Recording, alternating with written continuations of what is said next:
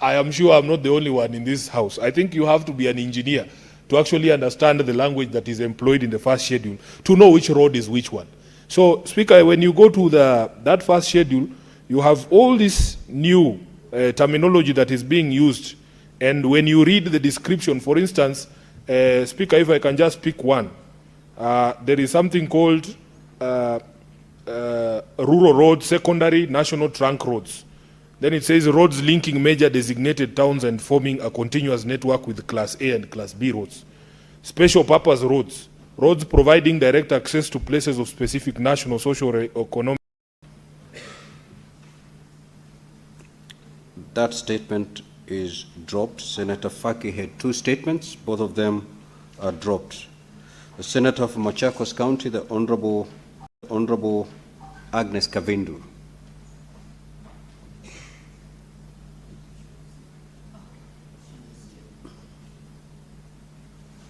That statement is dropped. The Senator from Busia County, the Honorable Andrew Omtata.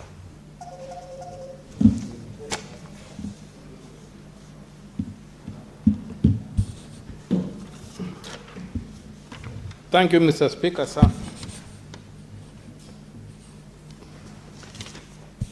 I have a statement.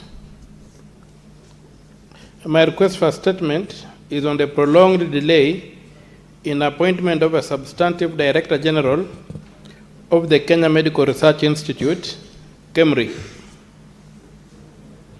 Mr. Speaker, sir, I rise pursuant to Standing Order 53, Clause 1, to seek a statement from the Standing Committee on Health on a matter of national concern regarding the prolonged delay by the Board of the Kenya Medical Research Institute, brackets KEMRI, to appoint a substantive Director General of the Institute. Mr. Speaker, sir, the position of the Director General of KEMRI has remained vacant since 2022, with successive acting appointments made for more than 3 years. This continued absence of a substantive office holder at such a strategic national research institution raises concerns about leadership stability, succession planning, and institutional effectiveness. In the statement, the committee should address the following. 1. Details of all acting appointments at the Kenya Medical Research Institute, KEMRI, including the list of persons who have served in acting capacity since 2022 and their eligibility for substantive appointment. 2. The legal and policy basis clarifying the framework governing the duration and renewal of acting appointments made since the Director General position fell vacant in 2022. 3. The reasons for the prolonged delay in appointing a substantive Director General, outlining actions taken by the KEMRI Board to resolve the matter and the outcomes of such efforts. 4. The steps being taken to resolve the issue, detailing measures being undertaken to facilitate the prompt appointment of a substantive Director General. Signed, Andrew Mtato Koiti, Senator from Busia, 9th July 2026. Thank you, Mr. Speaker, sir. The Senator from Murang'a County, the Honorable Joe Nyutu.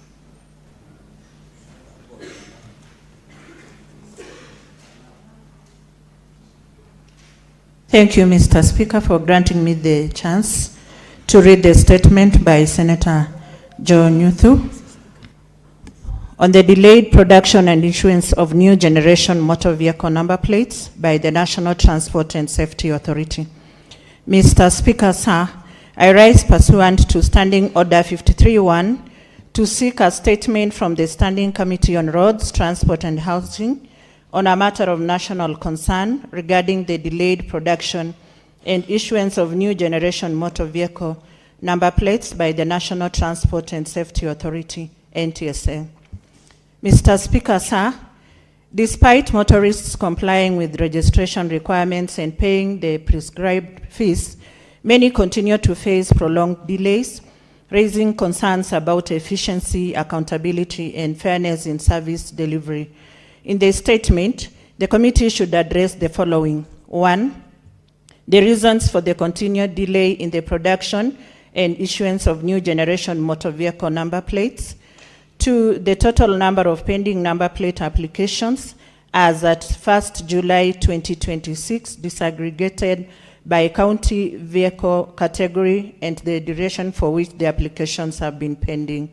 3, NTSL's current production capacity, including plans to expand, modernize, or decentralize production and distribution with clear timelines. 4, the status of procurement of raw materials and other inputs required for the manufacture of number plates. 5, the immediate interventions being undertaken by the Ministry of Roads and Transport and NTSA to clear the backlog, ensure timely issuance, and protect motorists from penalties or enforcement action caused by institutional delays. Signed by Senator Joe Nyuthu, MP, Senator from Murang'a County, date 1st July 2026. Thank you, Mr. Speaker. Senator for Tharaka Nithi County, the Honorable Mwenda Gataya.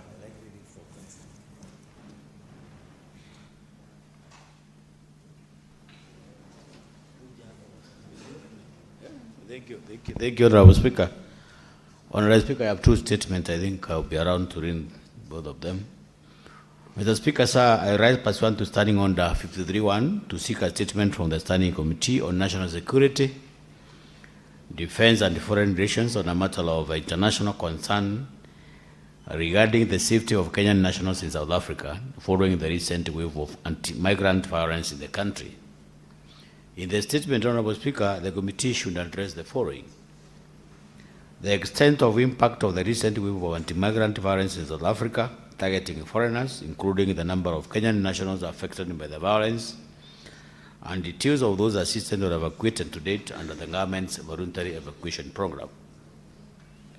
But, Honorable Speaker, the committee should also look at the support and evacuation measures, outlining assistance provided, the number of distressed Kenyans registered for evacuation, timelines for their return, and arrangement for their safety until evacuation. Number 3, Honorable Speaker, the committee should also look at the long-term protection strategies, detailing government actions to safeguard the Kenyans in South Africa and the diaspora generally, including early warning systems, crisis response protocols, and frameworks for timely interventions in similar crisis in the future. Thank you, Honorable Speaker. This is Senator Mwenda Gataya, Mofire CBS Member of Parliament of Tharaka Nithi County. The second statement, Honorable Speaker, it is on a recurring cattle rustling and livestock theft along the Tharaka-Kitui border. Mr. Speaker, sir, I rise pursuant to Standing Order 53-1 to seek a statement from the Standing Committee on National Security, Defense and Foreign Relations on a matter of county-wide concern regarding a recurring cattle rustling and livestock theft along the Tharaka-Kitui border. Mr. Speaker, sir, on 30th of April 2026, 115 goats belonging to 3 traders from Gatue location, Tharaka North Sub-County, Tharaka Nithi County, was stolen at Sekulo town in Kitui County. The incident is part of a recurring pattern of livestock theft that continues to threaten lives, livelihoods, and security along Tharaka Nithi and Kitui border. In the statement, Honorable Speaker, the committee should address the following: the status of investigations into the cattle rustling and the livestock theft incident of 30th April 2026 at Sekulo town, including whether any of the stolen goats have been recovered, and the measures being taken to pursue and apprehend all suspects involved in the incidents. But, Honorable Speaker, the committee should also look at the security gaps identified along the Tharaka Nithi and the Kitui border and the steps being taken to address them. But, the Honorable Speaker, the committee should also look at the reason why cattle rustling and livestock theft persists along the border despite existing security arrangements. The last one, Honorable Speaker, the committee should also look at the long-term measures being implemented to ensure the safety of traders, held unders, and residents in the affected areas, including timelines for deployment of additional security personnel. Thank you, Honorable Speaker.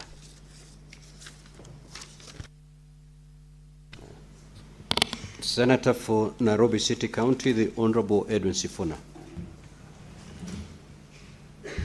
Speaker, as you know, we have been on recess. We just came back this week, so I have 4 statement material that was gathered during that period.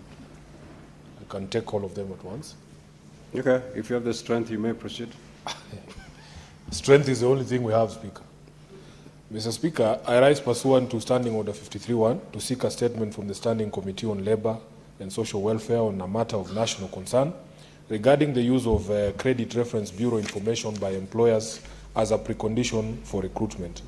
Mr. Speaker, while the CRB was established to bridge the financial information gap between lenders and borrowers and to help financial institutions mitigate lending risks, its emerging use in employment screening is increasingly locking out many qualified young people from job opportunities. Negative listings deny otherwise competent applicants the chance to secure employment, even though such jobs would provide the financial empowerment necessary to clear the debts that led to the listings. This practice raises serious concerns about fairness, data protection, and the broader implications for youth employment and economic growth. In the statement, the committee should address the following. 1, the reasons for employer reliance on CRB information in recruitment screening despite its primary purpose of helping financial institutions assess credit risk. 2, the mitigating measures to be deployed to permanently safeguard job seekers from the vagaries of CRB information being used by employers to deny job seekers opportunities that may in fact help them clear the debts listed in the CRB. Regulatory mechanisms in place to protect private data held by the CRBs from misuse by individuals and institutions with ill intentions. And finally, measures for fairness to balance financial accountability with equal access to job opportunities, including the government's initiatives to harmonize employment practices with constitutional rights to fair labor and economic participation. The second statement, Mr. Speaker, is pursuant to Standing Order 53-1. I seek a statement from the Standing Committee on Roads, Transportation and Housing on a matter of national concern regarding the delay by the Engineers Board of Kenya to process applications for registration of graduate engineers. Mr. Speaker, according to EBK's service charter, an application for registration as a graduate engineer should be processed within 4 months upon receipt of a complete application and compliance with the registration requirements. However, applicants have raised concerns over delays in the registration process, with many applicants having waited for over 10 months despite attaching all requisite documents and paying the registration fee. This state of affairs has denied the affected young Kenyans various job opportunities and made the already difficult economic climate worse for the affected individuals. In the statement, the committee should address the following. Number 1, the capacity of the Engineers Board of Kenya, including whether the board is fully constituted and adequately resourced to undertake its functions, the pending applications detailing the number currently awaiting processing, the reasons for the reported delay in processing applications, actions taken to resolve them, and timelines for finalizing the registration process. And finally, Speaker, the long-term measures outlining policy and administrative reforms to prevent recurrence of such delays. The next one, Honourable Speaker, is also pursuant to Standing Order 53-1 to seek a statement from the Standing Committee on Labour and Social Welfare on a matter of national concern regarding remuneration disparities between Kenyan and foreign employees in international media organizations operating in Kenya. In the statement, the committee should address the following. 1, the oversight mechanisms in place to ensure fair treatment and equal remuneration between Kenyan and foreign employees in international media organizations operating in Kenya.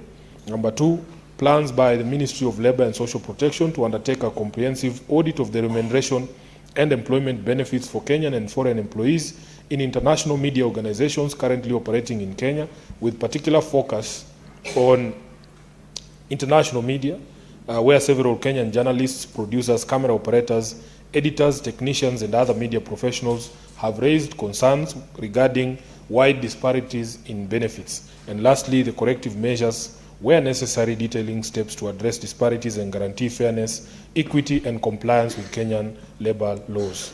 Finally, Speaker, I rise pursuant to Standing Order 53-1 to seek a statement from the Standing Committee on Agriculture, Livestock and Fisheries on a matter of countrywide concern regarding the persistent delays in disbursing terminal benefits and salary arrears owed to former workers and retirees of Muhoroni and other sugar companies in the country.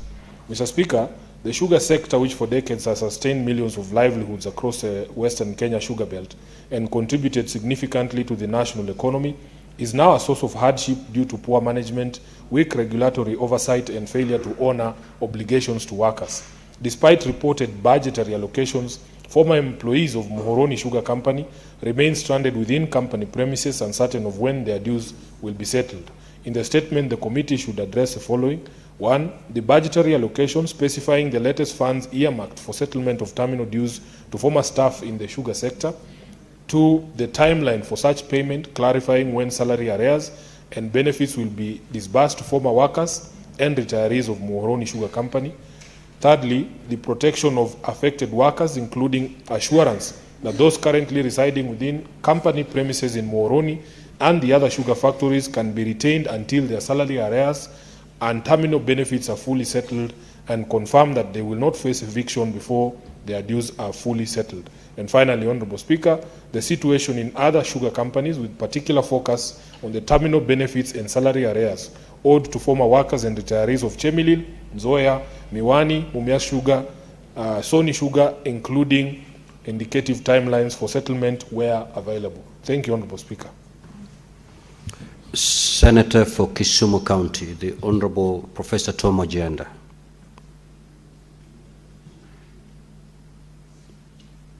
Professor had 3 statements.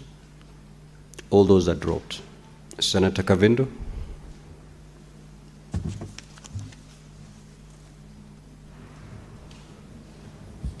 Thank you, Mr. Speaker, for this opportunity to read a statement on the wastage of public resources and the ballooning of wage bill in the county government of Machakos. I rise pursuant to Standing Order 53-1 to seek a statement from the Standing Committee on Finance and Budget on a matter of countrywide concerns regarding wastage of public resources and the ballooning of wage bill in the county government of Machakos. Mr. Speaker, sir, the Office of the Controller of Budget in its county government's budget implementation review report for the financial year 2025-2026 reported that the county government of Machakos incurred expenditure amounting to Kenya shillings 249.15 million on domestic and foreign travels incurred by officials of the county government. In the statement, the committee should address the following. 1, the number of domestic and foreign trips undertaken by officials of the county government of Machakos during the financial year 2025-2026, indicating the officers involved, purpose of the destinations, and of purpose and destination of each trip, approval criteria, budgetary allocation, actual expenditure, and value of the money derived from the travel. 2, the number of employees of the county government of Machakos, including staff serving in the office of the governor, indicating their designation, terms of engagement, remuneration, and the total count wage bill, and whether their employment and remuneration comply with the ceiling prescribed by the Salaries and Remuneration Commission. 3, the reason for the expenditure of Kenya shillings 249.15 million in domestic and foreign travels and the ballooning count wage bill, and whether the expenditure was budgeted, approved, and incurred in accordance with the principles of the transparency and accountability and prudent public financial management. 4, details of audit and investigations undertaken into allegations, financial mismanagement, wastage, and misuse of public resources within the county government, including the findings, persons held accountable, and any remedial or recovery measures instituted. 5, the measures put in place by the county government to prevent and detect wastage and misuse of public resources, strengthen institutional oversight, and provide accessible channels through which members of the public may report suspected misuse of county resources. Senator Agnes Kavindu Mudhama, MP, Senator Machakos County. Thank you, Mr. Speaker. Before I allow comments on the statements, I have this communication to make. I would like to acknowledge the presence of a visiting delegation of 2 teachers and 64 students from Kitondo Boys in Makwiny County who are seated in the public gallery. The delegation is visiting the Senate for an academic exposition. Now, on behalf of the Senate and my own behalf, I extend a warm welcome to the delegation and wish them a fruitful visit. I will call upon the Senator for Makwiny, the Honorable Manzo, to extend a word of welcome. Thank you, Mr. Speaker. Mr. Speaker, I would like to welcome Kitondo Secondary School from Makwiny, Boni constituency. Mr. Speaker, one of the secondary schools which is doing very well in exams is a boys' school. Mr. Speaker, this morning, although they were not recognized, I had Ukia Girls Secondary School here, and I had an opportunity to meet the Kitondo boys when they were at the public gallery of the National Assembly this afternoon. I would like to welcome them and urge them to learn and hope that they are going to work hard, and one day they will be representatives of the people and will be members of this House. I thank you, Mr. Speaker. I welcome them. Now, Honorable Senators, I will allow comments on this request for not more than 15 minutes. And therefore, if you get an opportunity to speak, kindly do so for not more than 3 minutes. The Honorable Boni Halwale. The Honorable Manzo.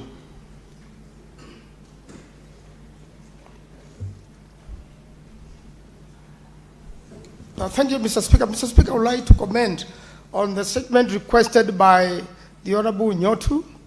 Mr. Speaker, this is about the number plates. And I'm aware also there have been quite a number of controversial issues relating to NTSA, Mr. Speaker. In our order paper today, number 14, is a report of the delegated legislation which had annulled 3 of their regulations. And while we went on holiday, Mr. Speaker, they thought they will enjoy, the wind, and by a fluxion of time, these regulations will come to force. Unlucky for them, Mr. Speaker, we have to vote for them. And the Kenyans must know that this House has pronounced itself on those regulations, and they are pending a vote of yes or no. And similarly, it's already a report of annulment. Similarly, those regulations Honorable Nyoto is talking about, they have never gone through the parliamentary process. Mr. Speaker, I've been in the Committee of Delegated Legislation now for 13 years. 10 years in the National Assembly, 3 years in this House. They have never been presented in either of the Houses. And a matter which involves counties like that one of number plates, Mr. Speaker, would have come to this floor, would have come to the Committee of Delegated Legislation. Unfortunately, it never did, and it is already being implemented, and no wonder now the Senator Nyoto is making a request of statement on the same, Mr. Speaker. Finally, I would like to comment on the statement of Honorable Okoiti, Senator for Busia, about acting position of the person in charge, the chairperson of KEMRI. Mr. Speaker, KEMRI is a very important institution doing research on medical issues in the country. We've got quite a number of threatening issues in the country and in the world, like Ebola, and these are the people who will be directing the country. Mr. Speaker, it's only fair that the government appoints a substantive chair, and not only this acting capacity, there are many MDs acting, there are many people who are just in acting capacity. It's a high time, Mr. Speaker, the government confirmed or appointed full people so that the country may be served better. I thank you, Mr. Speaker. Senator Fernandez. Mr. Speaker, I want to support the statement by the distinguished senator of Tharaka Nithi on the issue of xenophobic attacks in South Africa, Mr. Speaker. It's so sad that all as Africans, we fought the white domination then. We fought against colonialists. But it is tragic that our brothers and sisters in South Africa are forcing out their own brothers and sisters from Africa. Yet we want to promote Pan-Africanism, Mr. Speaker. Mr. Speaker, if our forefathers were today to wake up and find that Africans are fighting each other, Mr. Speaker, it will be very tragic. I am aware of more than 53,000 Africans have been attacked and they have migrated, both documented and undocumented, Mr. Speaker. It's no longer about illegal migrants. The Dudula operation or citizen in South Africa is chasing each and every person that they meet, Mr. Speaker, regardless whether they are documented or undocumented migrants, Mr. Speaker. And therefore, I want to thank the government because the Ministry of Foreign Affairs, led by permanent PCS Musalia Mudavadi, and the Diaspora Affairs have ensured that they have facilitated repatriation, Mr. Speaker, of more than 400 Kenyans back into the country. My appeal, Mr. Speaker, and 53,000 have been removed from, and I'm told, Mr. Speaker, among 20,000 internally displaced people that has been changed by these vigilantes in South Africa, among them Kenyans, Mr. Speaker. So I want to appeal to the government that these 400 Kenyans who have come back without nothing. Mr. Speaker, I saw a story in some of the media. Somebody has built the enterprise. They have even married. They have children with South Africans, Mr. Speaker. And they have nothing. For 20 years they were in that country. I want to appeal to the government to step in and stabilize them and ensure they give them opportunity, Mr. Speaker, so that they can be able to settle and even assist them by bringing them their wives and their children, Mr. Speaker, because you can imagine you are here and your wife and children are in South Africa, Mr. Speaker. With the current cold of January here in Nairobi, things might go South Africa way, Mr. Speaker. So even as we talk, we want to appeal in conclusion, Mr. Speaker. You know, I want to talk to South Africans. It doesn't make sense that 4% of the population are immigrants. And these South Africans, Mr. Speaker, want to blame everybody and anything for what is happening in their country. Mr. Speaker, I support the statement on the issue of xenophobic attacks in South Africa. Senator Onyonka. Thank you, Mr. Speaker. And on a matter that is a bit private, I would like to say that I appreciate the support my colleagues in this House, especially your office, gave me during my mother's funeral. I say a big thank you to all of you. Mr. Speaker, I'm going to be very short. The issue of NTSA that has been raised by our brother Nyutu, this is a matter that affects county governments, and yet in reality we have not agreed on what we are going to do in terms of how to manage NTSA management of our affairs in terms of motor vehicles. Number two, Mr. Speaker, the committee was supposed to have had an opportunity to sit down and explain to this House whether indeed who is managing NTSA, who's managing the funds that are coming through the NTSA, including the speedo governors which have been erected and all that is going on. I believe that with the questioning of with the coming of this question, there is a likelihood that at the committee level we'll be able to interrogate and come up with solutions to the problems which are bedeviling NTSA. Mr. Speaker, the issue that many of us have discussed for a few days now is the issue of the xenophobic ranting and fights which are taking place between our people, African people.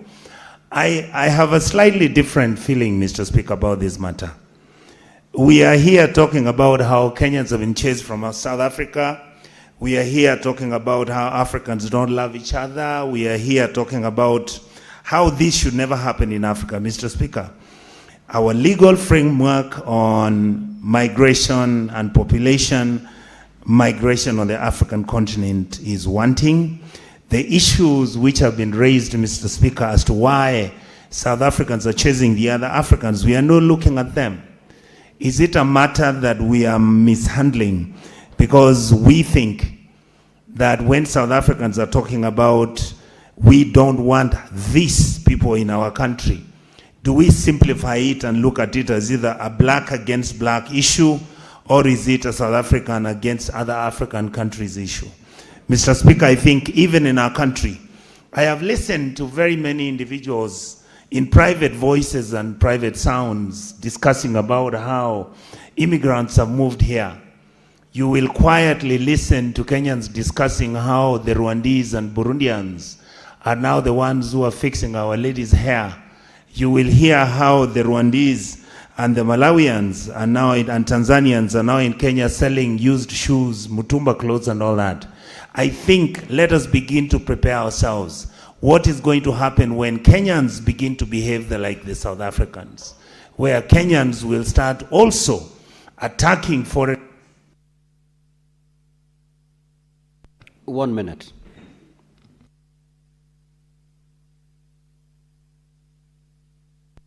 Thank you, Mr. Speaker. The point I was making is, let us begin to prepare ourselves on how we are going to handle our people of the African continent in case this matter cascades to our country, because we are acting as if this cannot happen around. I've heard it being discussed on foreigners, including Rwandese, Tanzanians, Burundians, Ugandans, all over Nairobi. At one time, because of these tribal disease we have about communities in this republic, you've heard many people talk about the Somali community. And these things are not justified, Mr. Speaker. Let's be prepared so that when it happens, Kenya will be able to handle it in the country. Thank you, Mr. Speaker, for giving me this chance. Abbas. Thank you, Honorable Speaker. Honorable Speaker, I want to comment on the statement made by the Senator for Machakos. Honorable Speaker, the issue of payrolls is actually becoming a big problem in this country. It's actually a syndicate that needs to be looked at. Honorable Speaker, the other day I was seeing in the TV the Minister for Public Service, Honorable Shuku, was actually having the same issues in the national government, where there's a lot of vague payrolls, even underage people being employed. So this is actually abnormal things. And the counties, actually, every county is experiencing the same problems. And actually, the source of this problem is actually the manual payrolls. And it's a high time this House must take an action, that we must work hard to see to that these business of payrolls should be controlled and shall be automated. One other thing, Honorable Speaker, the Minister has taken this issue to the DCI to investigate, and that investigation now should extend to the county so that this business of payrolls and theft of payrolls and money, and people being employed, even underage people, and double employment should be curtailed in this country, because it consumes a huge bill. And this kind of business actually will no longer be accepted in this country. Honorable Speaker, I also want to contribute the xenophobia that has taken place in South Africa. Honorable Speaker, South Africa, I think it's very unfortunate that the people that all African countries supported during the independence and stood with them as brothers are today being chased away and being killed. They've been looted, their property been looted.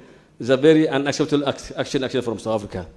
South Africa has experienced a lot of problems in the past when the time of the apartheid, and therefore these are the people who should have appreciated Africans, to work with them, to live with them as brothers and sisters. But of course, the way they behaved was barbaric actually, and that is not acceptable to us, to other Africans who stood with them. Other Africans have contributed their forces, they have contributed their resources, they stood with them, but today they have kicked everybody out of their land. However, it is we need to appeal against that kind of behavior from our other brothers. With those few remarks, I want to thank you, Mr. Speaker. Senator Osoti.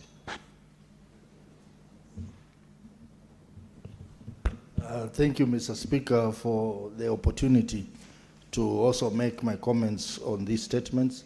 Let me start by commenting on the statement on xenophobia in South Africa. I think what is coming out clearly, Mr. Speaker, is that these events happening in South Africa are likely to trigger disunity in Africa. But one thing that has come out very clearly is the role of African Union.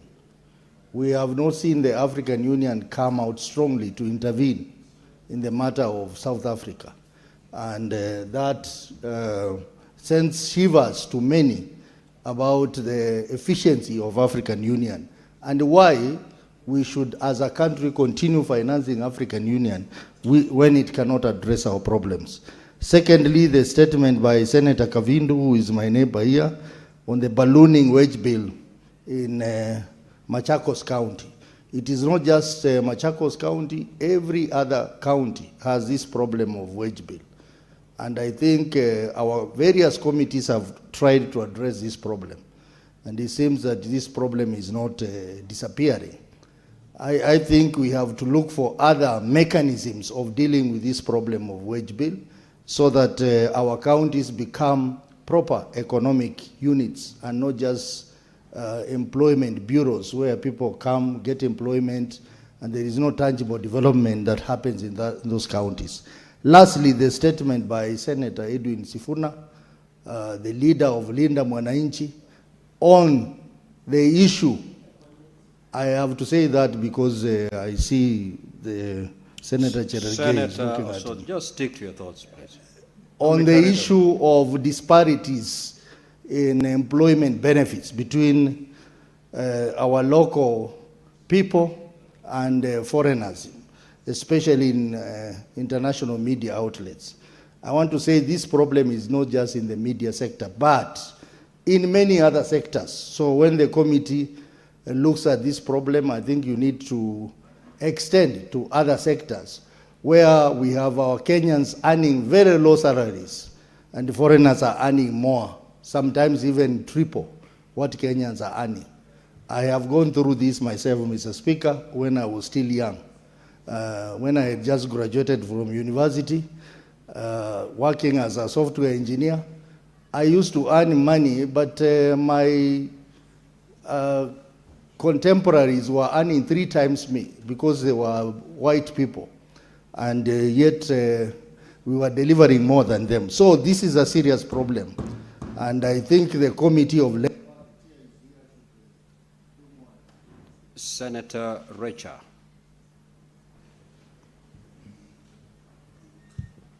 Thank you very much, Mr. Speaker, for giving me the opportunity to also give my comments.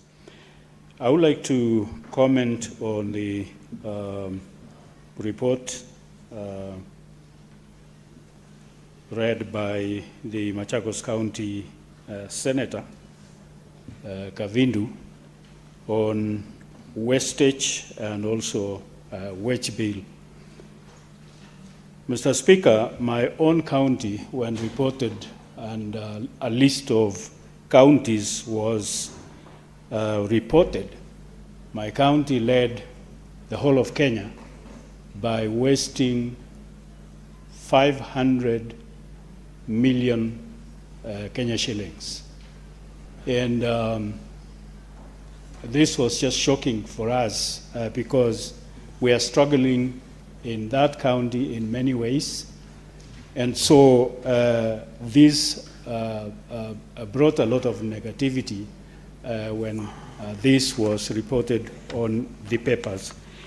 And therefore, the concern is that such an amount of money means that those who are responsible and supposed to be accountable are not thinking of themselves as being servants of the people. Instead, they are thinking that this is their own money, and that is why they are wasting. And it is even surprising that if you check on the list of the people who benefit from these trips, for example, are either relatives or close allies of the governor or the administration of a given county. And so it is a bad misuse of public funds. And yet services such as provision of medical services in hospitals in counties are just deplorable and not there. And so when money such amount is wasted, it just sends a lot of negative attitude to the people who are supposed to be benefiting from many other services. Thank you. Senator Kisang. Thank you, Honorable Speaker. Honorable Speaker, I also want to make comments on statements raised by Senator Sifuna on the youth who are looking for employment and employers are asking for clearance from CRB. Honorable Speaker, these are very young people who have just left college and they are looking for any opportunity that comes along the way. And this ask of an CRP clearance is an impediment, Honorable Speaker, because maybe a young fellow has just gone to maybe seek for a small loan, maybe Fuliza in Safaricom or Airtel or Telcom T-Cash, or even Shiloh, Honorable Speaker. I don't know how they are able to access this particular data and list young people on the CRB, Honorable Speaker, because this is against the Data Protection Act that was passed in 2019, Honorable Speaker, because they need consent. These are small loans. The youth need the employment so that they can clear the loans. This is something that we need to relook at and also look at the Banking Act and the Credit Bureau laws, Honorable Speaker, so that our youth are relieved or assisted so that they are not listed, Honorable Speaker. The last one that I had wanted to comment, Honorable Speaker, also was this one on NTSA. You know, there are many people who are importing vehicles across from Japan, from Dubai, from across Thailand, even South Africa, Honorable Speaker. And sometimes the vehicles lie in Mombasa or at Inland Container Depot for a long time at the CFSs because the number plates have not been released. So NTSA needs to improve its act and ensure when vehicles arrive, they are registered on time and number plates are given. Because without number plates, the vehicles will not be released. And if they are released, the police, the traffic police officers will have an issue because you cannot be driving vehicles on the road without numbers. So this is something the Minister of Transport needs to work on so that number plates are released on timely basis, Honorable Speaker. And then finally, on Senator Kavindu's statement on plotted wage bill across all our counties, the reports that we receive in CPAC, CPIC, Honorable Speaker, is crazy. Most counties are paying as much as 50% of the budget on wages, Honorable Speaker. So it basically defeats the purpose. Why did we say that we need devolved units? It is because there are some sections of the country that perceived that if they're in the position, there will be no development, Honorable Speaker. But because Senator Korir. Honorable Senators, as you speak, keep an eye on your gadget because the time as you speak is indicated how it's get depreciated. so Yeah. that you can conclude your thoughts within time. Thank you very much, Honorable Speaker. Allow me also to comment on a number of statements that has been raised by the honorable members, and starting with the statement by Senator Nyotu on the issue of the number plates. Honorable Speaker, I just want to say that there are a number of issues that he has raised, but what I want to emphasize is that the committee should be able to check on whether the people who have applied for these number plates have been given a leeway, say that if there is a delay, they should not be getting penalties from the relevant authorities that are involved in terms of making sure that they have these requisite documents, Honorable Speaker.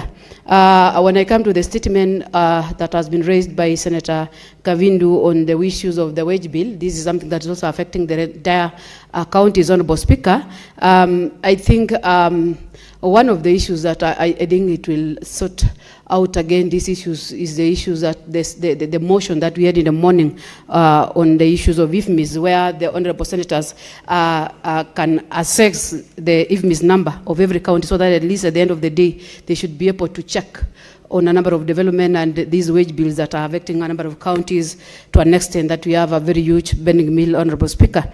And the issue that has also been raised by Honorable Sifuna on the issue of the CRB, I want to say that this is an issue that is affecting a number of youths. And unless they are employed, that is when they can be able to be out of that list. And I want to say that I think it is a critical statement that we need to relook at it as a government, so that at least we can be able to address this and be able to allow our youth to be able to access job opportunities, to be able to clear the said loans, Honorable Speaker. And finally, Honorable Speaker, on the issue of xenophobia from the South Africa. A peaceful country is a healthy nation, Honorable Speaker. And I want to say that one of the parliaments that I normally follow is the South African Parliament. Despite the fact that they've been having a lot of debate and a lot of challenges within the parliament, Honorable Speaker, I would want to urge them that they speak more of peace and love and unity in that country, so that at the end of the day, we can be one as an African nation. Thank you. Senator Mngatana. Thank you, Mr. Speaker. I just wanted to make a brief comment on the issue of xenophobia. Mr. Speaker, together with Professor Kamar, we represent this Senate as part of the delegation in the Pan-African Parliament. And in our world, the question of xenophobic attacks has really generated debate all the way from Morocco to South Africa, West Africa to East Africa.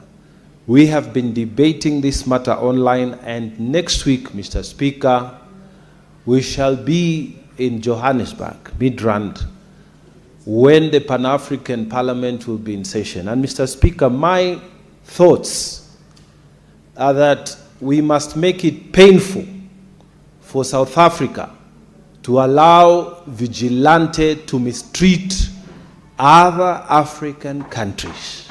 We must make it painful, Mr. Speaker. And in my thinking, the more than 400 Kenyans who have been brought back against their will, whose property was destroyed, whose livelihoods and family life was destroyed, they must come and the damages must be calculated. If this man was making this amount of money in South Africa, they must be able to tabulate those damages, Mr. Speaker. And the government of Kenya should take the responsibility to find funds to restart the lives of these people in the Republic of Kenya. But having borne the bill on behalf of the people of Kenya, they should demand that the South African government settles this matter. Mr. Speaker, reparations should not just be about slave trade, should not just be about how people suffered in war. Reparations, Mr. Speaker, should also cover a country that doesn't manage its vigilante. And Mr. Speaker, this debate and this proposal is going to be on the table, and I hope even our committee will consider it when they finally look at this matter before them. I thank you, Mr. Speaker. Next order. Before clerk, you call the next order, allow me to make this communication.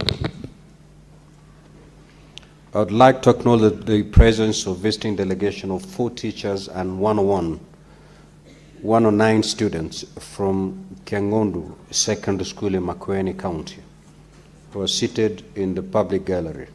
The delegation is visiting the Senate for an academic exposition.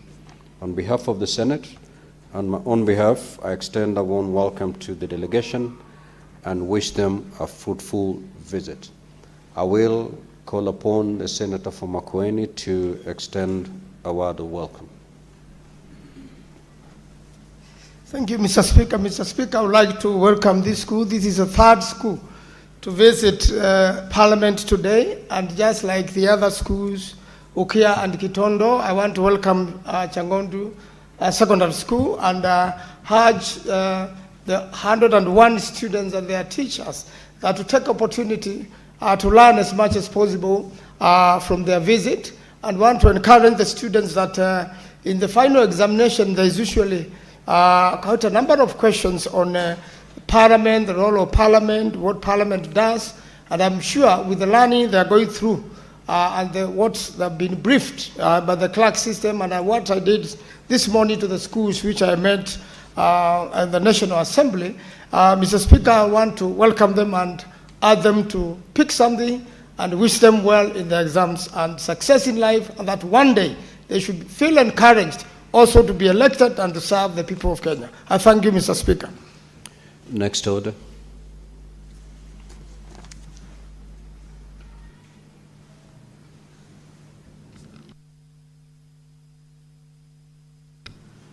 Okay. Senator Abbas, you have some papers to lay on the table. Kindly proceed before we proceed with the next order.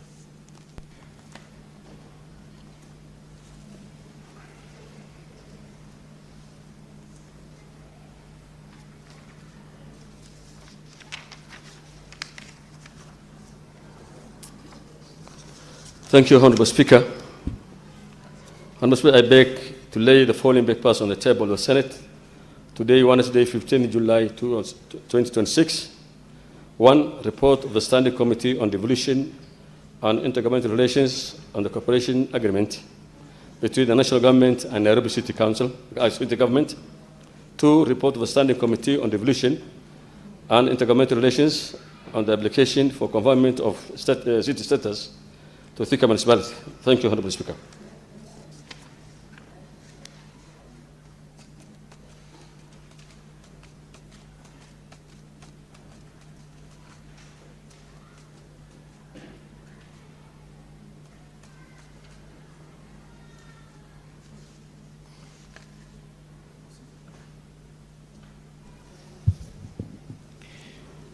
Order number 8, the Quality Healthcare and Patient Safety Bill, National Assembly Bills number 41 of 2025. First reading.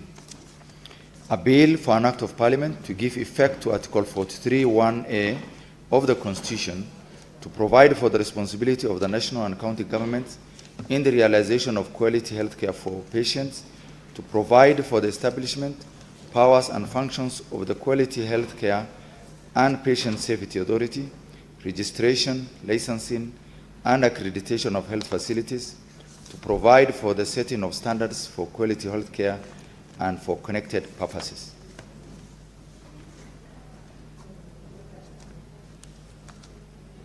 You've done all the 3? You've done all the 2? Okay, next order. Order number 9, the Kenya National Library Service Bill, National Assembly Bills number 20 of 2023. First reading. A bill for an act of Parliament to give effect to Article 11(2)(a) of the Constitution, to establish the Kenya National Library Service, to provide for the management of the Kenya National Library Service, and for connected purposes. Next order. Order number 10, motion. Consideration of a report of the Standing Committee on Justice, Legal Affairs and Human Rights on its consideration of a petition to the Senate by Mr. Laban Omusundi regarding the enactment of a legal framework to provide for recall of the President or a governor through a citizen initiative. Senator Manzu, as the mover, you have 12 minutes to conclude your reply. Thank you, Mr. Speaker. Mr. Speaker, today you had another petition by Omusudi, and you can see he's very concerned with the public issues. In this petition, he had been concerned that we should make a law as a House that we allow or pass a law that citizens can recall the President or recall a governor where the House has not been able to do so, although the House is allowed to impeach a president and the County Assembly is allowed to impeach a governor. The reason he gave was that the National Assembly member and a County Assembly member is recallable by the public. And at the same time, Mr. Speaker, is now seeking through this petition that we make a law that the people are allowed to recall the president or in the case of a governor, the residents of that county can recall their governor. Mr. Speaker, we went through this petition. We consulted the Attorney General. There was an input from the Attorney General. There are case laws which has discussed this issue and found that it cannot be performed the way the petitioner, Mr. Omusundi, wants it done. And Mr. Speaker, we also consulted the Law Reform Commission. We also consulted CAF, the County Assembly's Forum, and any other Kenyan who was interested in this matter. We did our level best, Mr. Speaker, to bring a report to this House, and we found out the way it had been framed and the way it has been requested, unless there's a referendum, Mr. Speaker, we are not able to pass a law like that because it's a way of amending the Constitution through the back door. And the Constitution itself provides methods on which it can be amended and on what issues it can be amended. And therefore, on this particular one, his petition was rejected by the committee, and that's why we have reported to the Senate, and that in the event he still wants to pursue the same, Mr. Speaker, sir, the way we want to pursue the same, it cannot be done in that particular manner, but it can go to referendum. And therefore, it should introduce a popular initiative to be able to achieve this particular way and method of making an effort, Mr. Speaker, to have this sort of request made. And therefore, the House, in the Constitution, and in accordance with the court judgments which have been delivered and opinions, this House cannot be able to initiate a law of that nature. It will be unconstitutional to a large extent, and therefore, that opportunity is not completely blocked out. But, Mr. Speaker, we found out that he reasoned that there are frustrations which made him come to that conclusion, that he had a feeling, and together with many Kenyans, that when members of the House were not dealing with that matter of accountability in terms of the presidency and in terms of the governors, the way they felt, Mr. Speaker, we should do. He felt that there was a frustration growing in the country, and he felt that that's the thinking, that there must be two ways, that either you impeach through the House or people have a direct way of impeachment, Mr. Speaker. And therefore, this particular issue, Mr. Speaker, could not be handled the way it had been requested. And every Kenyan, Mr. Speaker, as you've put it today, is allowed by law to come before the House, present any issue, petition in any matter, even under Article 7, of the Constitution, and this House helps in resolve that matter. Mr. Speaker, that is exactly what we have done, and we are encouraging Mr. Msudi and any other Kenyan who has these ideas and who have that feeling that their two houses could not be doing enough, that still they have an opportunity to bring amendments to the Constitution through a referendum, and the same could be agreed. But as the way the Constitution is framed currently, Mr. Speaker, this could not happen. Mr. Speaker, I am grateful and I thank you for giving the opportunity. I reply.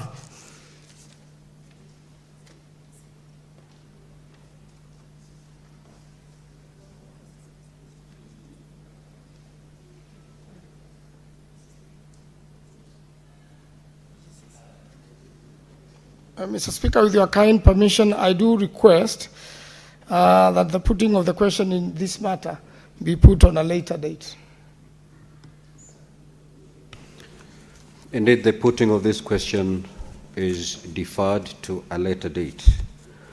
Now, honorable senators, allow me, pursuant to Standing Order 45-2, to rearrange today's order paper, and we move to order number 23. Clerk, you may proceed to call that order. Order number 23, the Kenya Roads Amendment number 3 Bill, National Assembly Bills number 34 of 2025. Second reading, resumption of debate. Now, honorable senators, the floor is open to debate.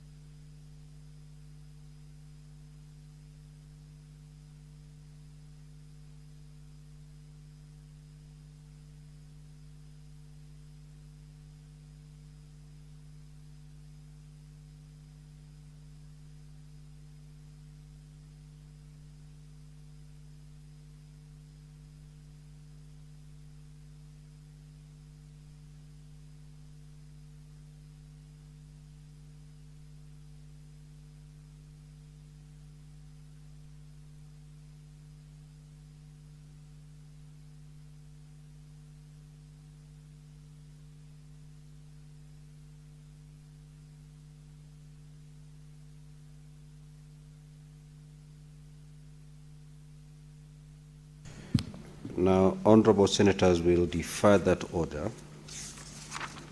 and move to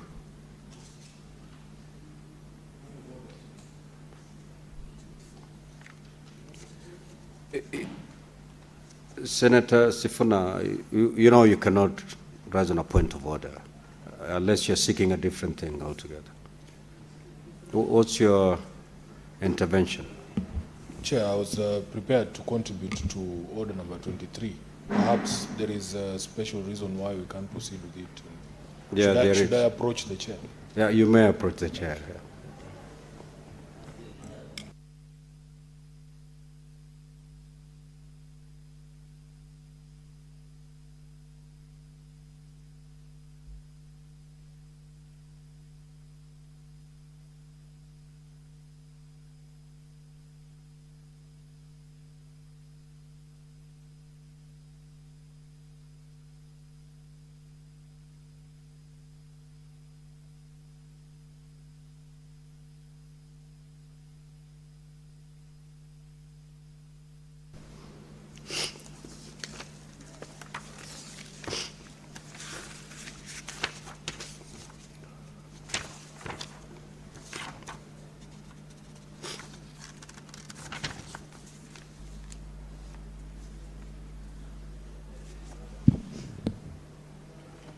Honorable senators, I'll proceed to propose the question that is on order number 23, which is that the Kenya Roads Amendment number 3 Bill, Senate Assembly Bills number 34 of 2025 be now read a second time. So the floor is now open to debate. The Honorable Sifuna. Thank you, Honorable Speaker, for the opportunity to contribute to this bill. First, I don't know if other members have noticed, but the version of the bill that is on our gadgets, Honorable Speaker, misses a critical part, which I always start with when debating any bills in this House, which is the memorandum of objects and reasons. I don't see it in the version that is, on our gadgets there. It always points to the import of the legislation, why it is necessary for us to bring these amendments to the Roads Act. Mr. Speaker, this is an area that has had a lot of debate. Because, Honorable Speaker, you know that if you go to the 4th schedule of the Constitution makes reference to only 2 types of roads. That is the national trunk roads under the 4th schedule and county roads. There are no other roads, Honorable Speaker. And we have really suffered here in Nairobi because sometimes, Honorable Speaker, we don't know which agency is responsible for which road. Yesterday, I told you I was in Lavington area. I was telling this story in the morning. I visited Ndoto Road in Lavington. It is in bad shape. And the residents there also tell us that there is proper confusion as to who is responsible for that particular road. Then, Honorable Speaker, I have complaints also from residents of Karen. Some roads there, when you ask who's responsible for the upkeep of that road, Kera tell you, or the national government says it's supposed to be county government say that is a national road. So there are positives that I can see in this particular bill, but I want to start with the problems, Honorable Speaker. Because you can see that as from the 4th schedule, as I've said, there are only 2 levels of roads. And my expectation with this bill was that it was going to bring more clarity. But I can assure you, I am more confused as to the types and levels of roads now after reading this bill than I was before. Because, Honorable Speaker, I think they have created a vast number of new roads and stuck most of them under the national government. If you go to the bill itself, it has a schedule there, the 1st schedule, and you will see they have created something they are calling national roads, then they have created urban roads, then there's A3 rural roads, then there's something they are calling security roads, then there's something they are calling last mile city roads. And Speaker, if you read the descriptions there, I am sure I'm not the only one in this House. I think you have to be an engineer to actually understand the language that is employed in the 1st schedule to know which road is which one. So, Speaker, when you go to that 1st schedule, you have all this new terminology that is being used. And when you read the description, for instance, Speaker, if I can just pick one, there is something called rural roads, secondary, national trunk roads. Then it says roads linking major designated towns and forming a continuous network with Class A and Class B roads. Special purpose roads, roads providing direct access to places of specific national, social, or economic importance, including industrial and commercial areas and government institutions such as schools, hospitals, prisons, government housing. Security roads, roads strategic to national security as identified by the ministry responsible for internal security and communicated to the minister from time to time. Now, if you just consider the architecture of our country, even just this city, you will find that most of these institutions that are being referenced here will fall along the same road, So the confusion here, Honorable Speaker, is going to be quite palpable. Part B of that classification is what they are calling county roads. So the county roads are Class D, E, and I think DU and EU. Yeah? So, Speaker, in my view, they have actually made it worse in terms of our understanding of which road is a national trunk road and which one is a county road. I don't think that the descriptions that are being used here are actually constitutional in my view, because the Constitution has already specified that the national government is only responsible for national trunk roads. And everybody knows what a national trunk road is. A national trunk road is the level of, for instance, the A104, the famous A104 that links Nairobi to the western part. And I think the one from Nairobi to Mombasa, that's a national trunk road. We don't expect that counties will do such work. But if you see that description that is there in the schedule, Honorable Speaker, I think we are going to have challenges going forward. Now, other than that, Honorable Speaker, I can see that there is a provision that has been woven in there that requires that the national, what is it called? The Kenya Roads Board can only send funds to counties for roads once the counties open a special purpose account with the CBK. We will have issues here as the Senate because we don't want our counties to be micromanaged. Allow counties to be able to manage functions that have been given to them without the micromanagement from the national government. Now, a few positives, Honorable Speaker. Under clause 47(3)(b), you will see that they are providing for something that we as a country have struggled with for a very long time, that all parts of the country must have reasonable access to a national trunk road or a county road. This is the equity that we've been looking for, especially under the Equalization Fund, that there are counties that are so far away from national trunk roads that it is impossible to access some of those counties. We want development to be equitable in this country because every one of us pays taxes and we deserve those roads in our areas. Under 47A, they have provided for the functions of the county governments, where it says each county shall maintain, rehabilitate, develop, and develop county roads. The only problem I have is my earlier submission, Honorable Speaker, that they have actually narrowed the definition of the roads that should fall under county governments, and I believe it is an affront on devolution that we should resist. Then the management of road reserves and access to roadside development. Speaker, I have a background in outdoor advertising. My first meaningful job was as a legal affairs manager of a company that does billboards. And Honorable Speaker, I get into a lot of problems with those people who shout kazi ni kazi, because my experience is that kazi si kazi. There is kazi that can actually change your life, transform your entire village. And that is the first job that I'm referring to that was meaningful. Honorable Speaker, we used to have a lot of fights with the Kenya Urban Roads Authority and even Kura, not Kura, Kera and the others, and Kenha, because we were of the view that advertising and control of advertising, under the fourth schedule of the Constitution, again, Honorable Speaker, is a county function. And our argument was that national government institutions should have no role to play in licensing of roadside or road reserve developments, what they call road furniture.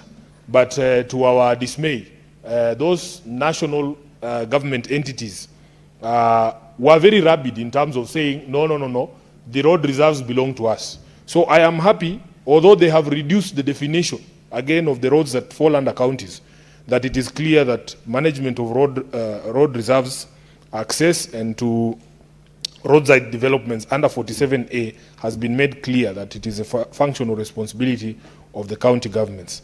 And then under 47AC, management of traffic.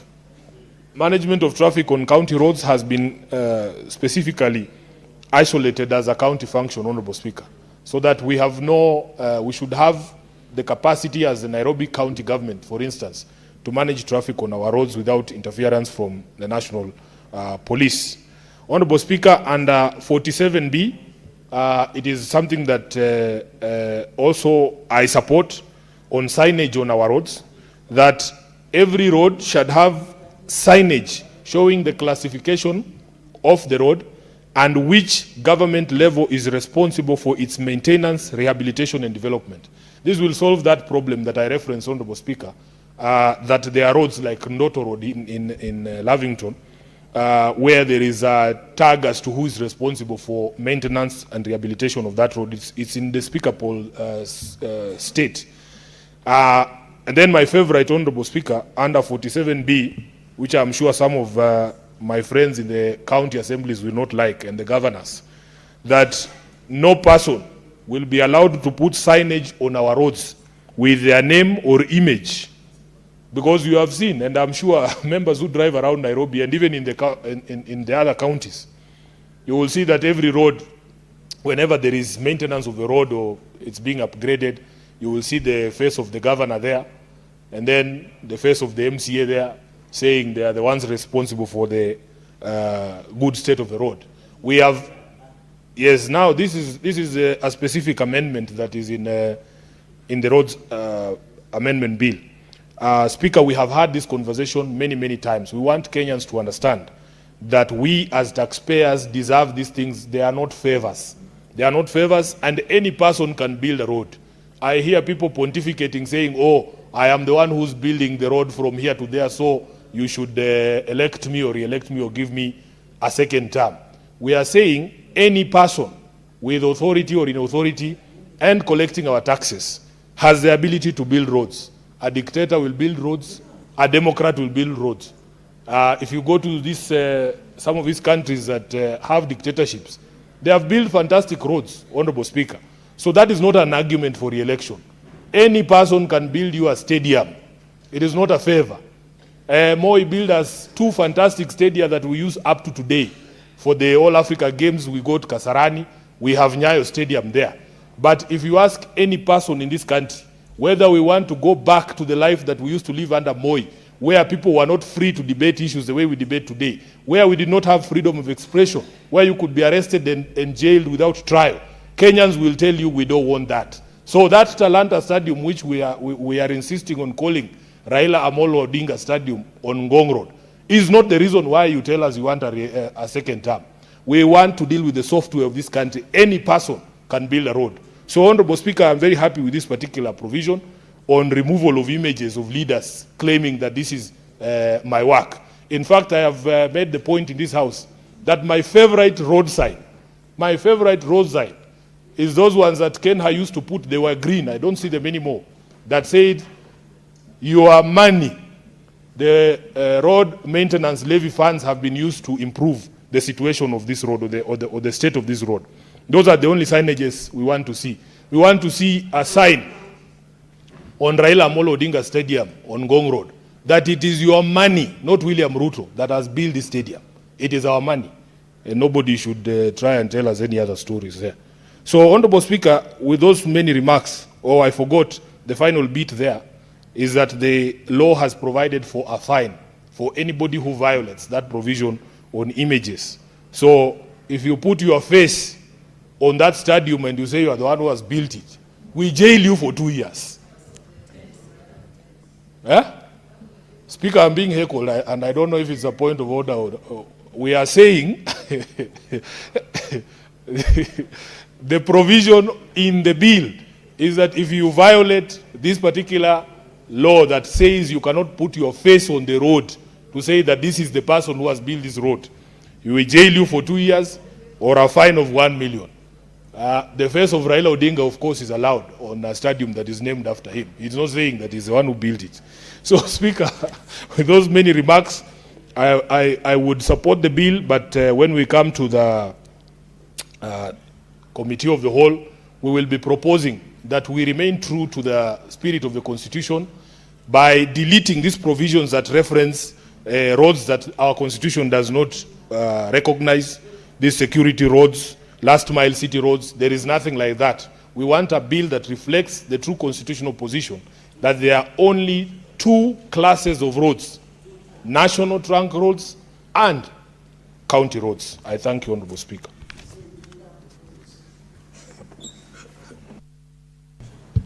Thank you, Senator Sifuna. I would have expected in the course of your contribution that in your other life, when you were dealing with advertisement on roads and challenges that you experienced, that you had quite a number of inroads with yours truly in representing your client in the courts. And you are happy with the classification now, that would take away definitely that part of the challenge. But indeed, as you've said, it is a timely bill or rather amendment that comes to the bill. So thank you. Before I allow the next senator to contribute, I have communication further to make. This is with regards to visiting delegation of teachers and students from Kambui Girls School in Kiambu County. Honorable Senators, I would like to acknowledge the presence of a visiting delegation of 8 teachers and 182 students from Kambui in Kiambu County who were seated in the public gallery. The delegation is visiting the Senate for an academic exposition. On behalf of the Senate and on my own behalf, I extend a warm welcome to the delegation and wish them a fruitful visit. I thank you. And now that we don't have the Senator for Kiambu in the House, I will ask Senator Cherargei, as you contribute to this bill. Welcome. Mr. Speaker, thank you for this Proceed, opportunity. Senator Cherargei. And it's good, you should remind Senator Sifuna that in Nandi County, you've got a city as well. So you are not entirely a rural senator. Thank you, Mr. Speaker, for putting matters on record. Senator Sifuna, in as much as he refers us to rural senators, Mr. Speaker, he should know that we have Eldoret City County, or city, next to my neighboring county of Nandi, Mr. Speaker. So all of us belong to the rural, because I've seen even him, he wants to go and launch his political career in Bungoma. Mr. Speaker, I want to extend a warm welcome from the lovely students from Kiambu. On behalf of your Senator Karungo Wadhangwa, feel most welcome. We hope you learn as much as possible. The distinguished Senator of Nandi County, Cherargei Kiprotich, I'm a ranking member of this House, and feel most welcome on behalf of the Speaker and this House. I know your Senator is busy with other duties, but we hope somewhere in Olkalao, he's an agent of Olkalao polling by-election, but we hope I will talk to him to M-Pesa me so that I can be able to sort you out. But since his friend Senator Sifuna will be there, I will just send Senator Sifuna to meet you outside and ensure you have something as you go back home. And he might whisper one or two things because he was in Thika the other day. Mr. Speaker, as I contribute to this bill, Mr. Speaker, from where I come from, the issue of roads, and I'm happy our students who are here also need roads to go to school. It is very important that you know that this House provides for legislation, oversight, representation, budget-making process, Mr. Speaker. So we are discussing the bill on Kenya Roads Bill 2025. I know in Kiambu, where you come from, you also have a bit of challenges with roads, and the government is doing a lot. I know Kiambu County, being a metropolis of Nairobi City County, Mr. Speaker, these young students are aware that they need roads for easy service, and I know in most of their subjects learn the importance of having roads, Mr. Speaker. And our road, Mr. Speaker, if you read from third to first world, Mr. Speaker, by some of the Asian tigers, one of the transformation, and which the president is doing at the moment, Mr. Speaker, is transforming this country on the road to Singapore, Mr. Speaker. Mr. Speaker, let me start for us, you know, the people of Kiambu, and the students are here from Kiambu, at least they were lucky they got Thika Superhighway, and they now have Mau Mau roads, which makes them easy, and we are going to do an expressway from Thika to ease the condition that we see in Thika city or Thika town into the city. Mr. Speaker, we are very grateful to the president, Mr. Speaker, and the children, our lovely sons and daughters up there, should be aware, some of us who come from the so-called rural counties, when we are going to Christmas, sometimes we have to sleep on the roads.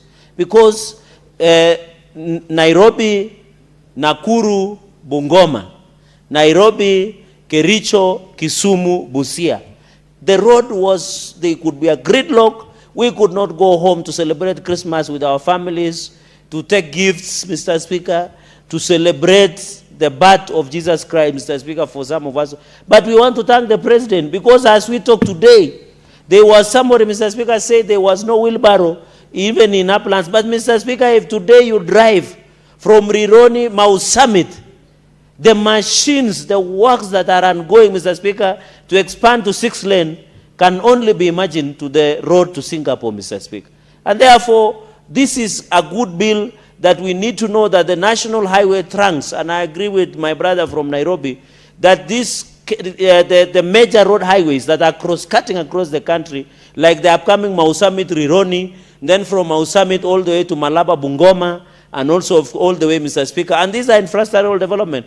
Mr. Speaker, you are even aware that the second phase of SGR has been launched, and it will pass Bomet, it will pass Kericho, it will pass all the way next to the border of Nandi and Kisumu, Mr. Speaker. These are some of the things that will allow the motorability of areas that will come, Mr. Speaker. Mr. Speaker, I want to thank one of your, is it your voters or your distinguished, the man called Davis Chirchir, who works in silence, Mr. Speaker. Since Davis Chirchir has come to the roads ministry, most of the stalled roads that were there have now reopened, Mr. Speaker. And we thank him for working in silence, Mr. Speaker. Even in my own county, now I have almost 2 roads complete. The one from Celia, Kaiboi, then the almost complete is from Kaiboi, Chepterwai, Mr. Speaker, all the way to Kapkatembo, Mr. Speaker. There is one from Timborua, and I saw the distinguished senator from Wazingishu, Senator Margaret Kamar, the one that is going all the way to Potopoto. It will go all the way to Kopere, Mr. Speaker. It will all go all the way to Mamboleo in Kisumu. That road is almost complete, Mr. Speaker.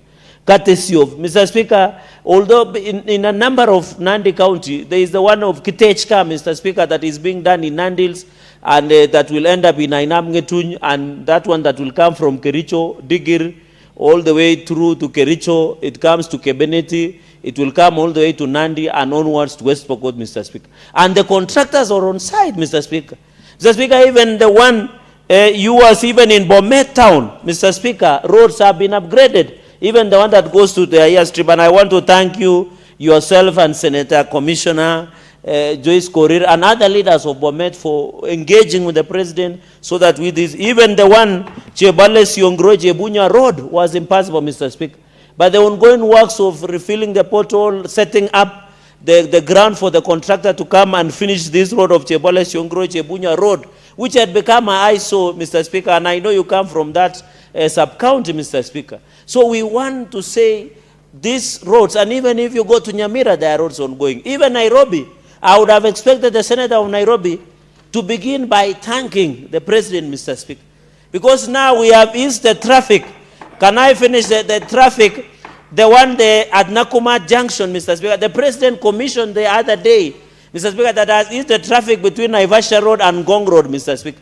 If the President has put 80 billion, we are now seeing opening of the drainages. Senator Cherargei, would you like to be informed by Senator Mogeni?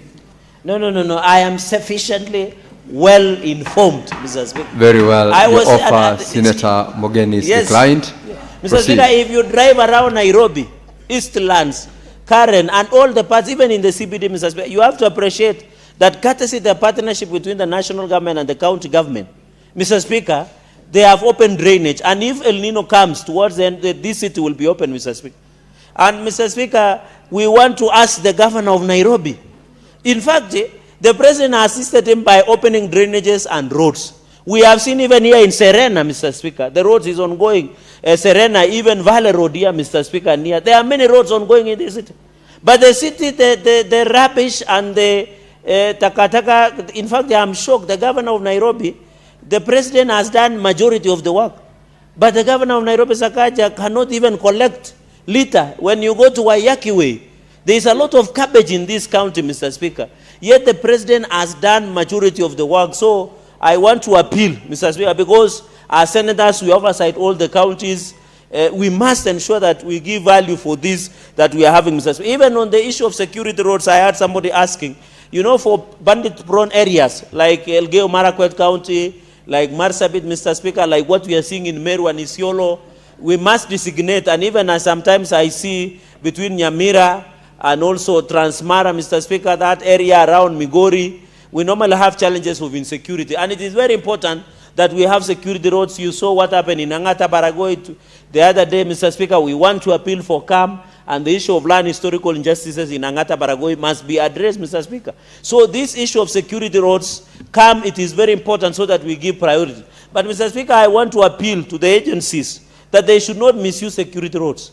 Mr. Speaker, I remember in the last session, there was an argument where the Kura argued that the roads they were doing in Kibera were security roads. So you are wondering what is insecure in Kibera.